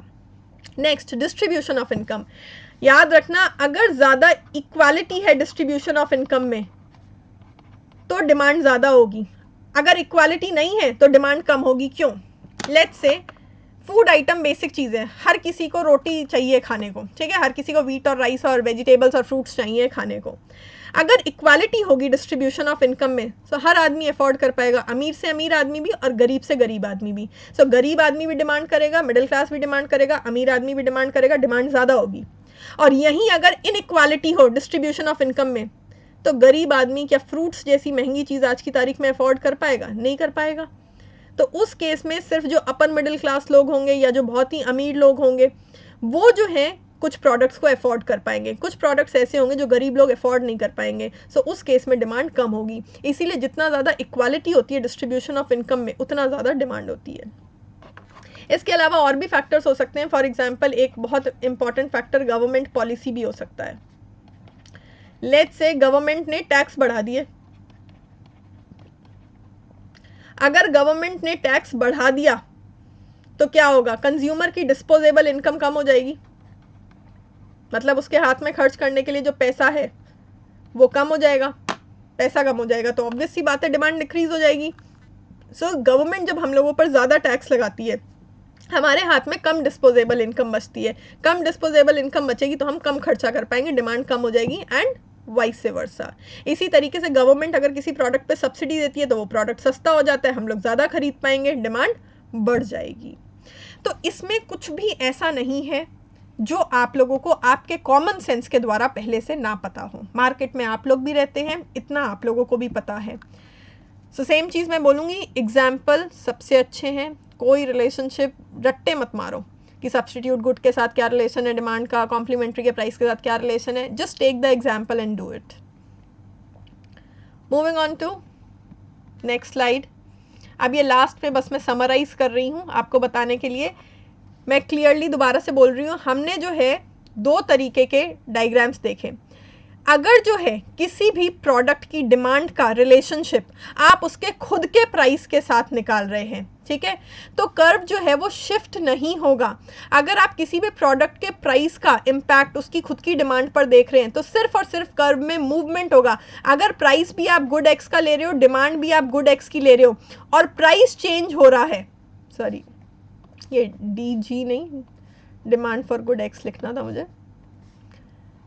सो प्राइस चेंज हो रहा है, ठीक है, बाकी के फैक्टर्स कांस्टेंट रखे हैं, आप गुड एक्स की डिमांड देख रहे हो और गुड एक्स का प्राइस चेंज हो रहा है, खुद गुड एक्स का प्राइस चेंज हो रहा है, तो उस केस में क्या होगा, डिमांड कर्व में मूवमेंट होगा, ठीक है। अगर जो है डिमांड इंक्रीज होगी तो एक्सपेंशन या एक्सटेंशन होगा, नीचे की ओर मूवमेंट होगा। अगर डिमांड कम होगी तो कॉन्ट्रैक्शन होगा, ऊपर की ओर मूवमेंट होगा, ठीक है। और जो है expansion and contraction of demand को हम बोलते हैं चेंज इन क्वांटिटी डिमांडेड। ये चीज़ें बहुत इंपॉर्टेंट है, इसको हम चेंज इन क्वांटिटी डिमांडेड बोलेंगे। अगर शिफ्ट होता है तो उसको खाली बोलते हैं चेंज इन डिमांड। इसीलिए मैं क्लियर कर रही हूँ कि जब एक्सपेंशन या कॉन्ट्रैक्शन ऑफ डिमांड होता है तो उसको बोलते हैं change in quantity demanded. Expansion मतलब डिमांड इंक्रीज हुई है, डाउनवर्ड मूवमेंट होगा। कॉन्ट्रैक्शन मतलब डिमांड कम हुई है, अपवर्ड मूवमेंट होगा। और खुद का प्राइस चेंज नहीं हो, प्रोडक्ट का खुद का प्राइस अगर चेंज नहीं होता है और बाकी के किसी भी फैक्टर में चेंज आता है, तब ये देखिए कर्व जो है हमेशा शिफ्ट होता है। ये देखिए प्रोडक्ट का जो खुद का प्राइस है वो कांस्टेंट रहेगा, उसमें कोई चेंज नहीं आ रहा है। बाकी के हमने जितने भी फैक्टर्स पढ़े हैं, फिर अगर उनमें कोई चेंज आता है, उसकी वजह से डिमांड पर इंपैक्ट पड़ता है, तब हमारा डिमांड कर्व शिफ्ट होता है। डिमांड में इंक्रीज होता है तो राइटवर्ड शिफ्ट, डिमांड में डिक्रीज होता है तो लेफ्टवर्ड शिफ्ट। इसको हम बोलते हैं शिफ्टिंग ऑफ डिमांड कर्व या फिर चेंज इन डिमांड। इससे पहले वाले मूवमेंट वाले में क्या बोलते थे, चेंज इन क्वांटिटी डिमांडेड। इस वाले केस में क्या बोलते हैं, चेंज इन डिमांड।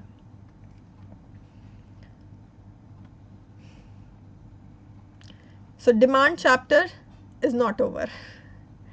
अभी जो है डिमांड चैप्टर में भी और भी बहुत सारी डिटेल्स हैं। देखो मेजर पार्ट इज ओवर, ठीक है। अब मैं ऐसे बोलूँगी कि एक्स्ट्रा मटेरियल है जो कि हर कोई नहीं पढ़ाता है, मैं पढ़ाऊँगी ज़रूर, बाकी आपके ऊपर है। आप उस लेक्चर को बहुत अच्छे से पढ़ना चाहे तो पढ़िएगा, छोड़ना चाहे तो छोड़ भी सकते हैं। लेकिन हाँ, एग्ज़ाम में जो है कहीं ना कहीं डायग्राम से ना सही बट थ्योरी बेसिस पे डीप क्वेश्चंस भी आते हैं, तो इसीलिए छोड़ना तो वैसे कुछ नहीं चाहिए है। डिमांड में हम आगे भी और डीप में लेके जाएंगे चीज़ों को अभी। Thank you.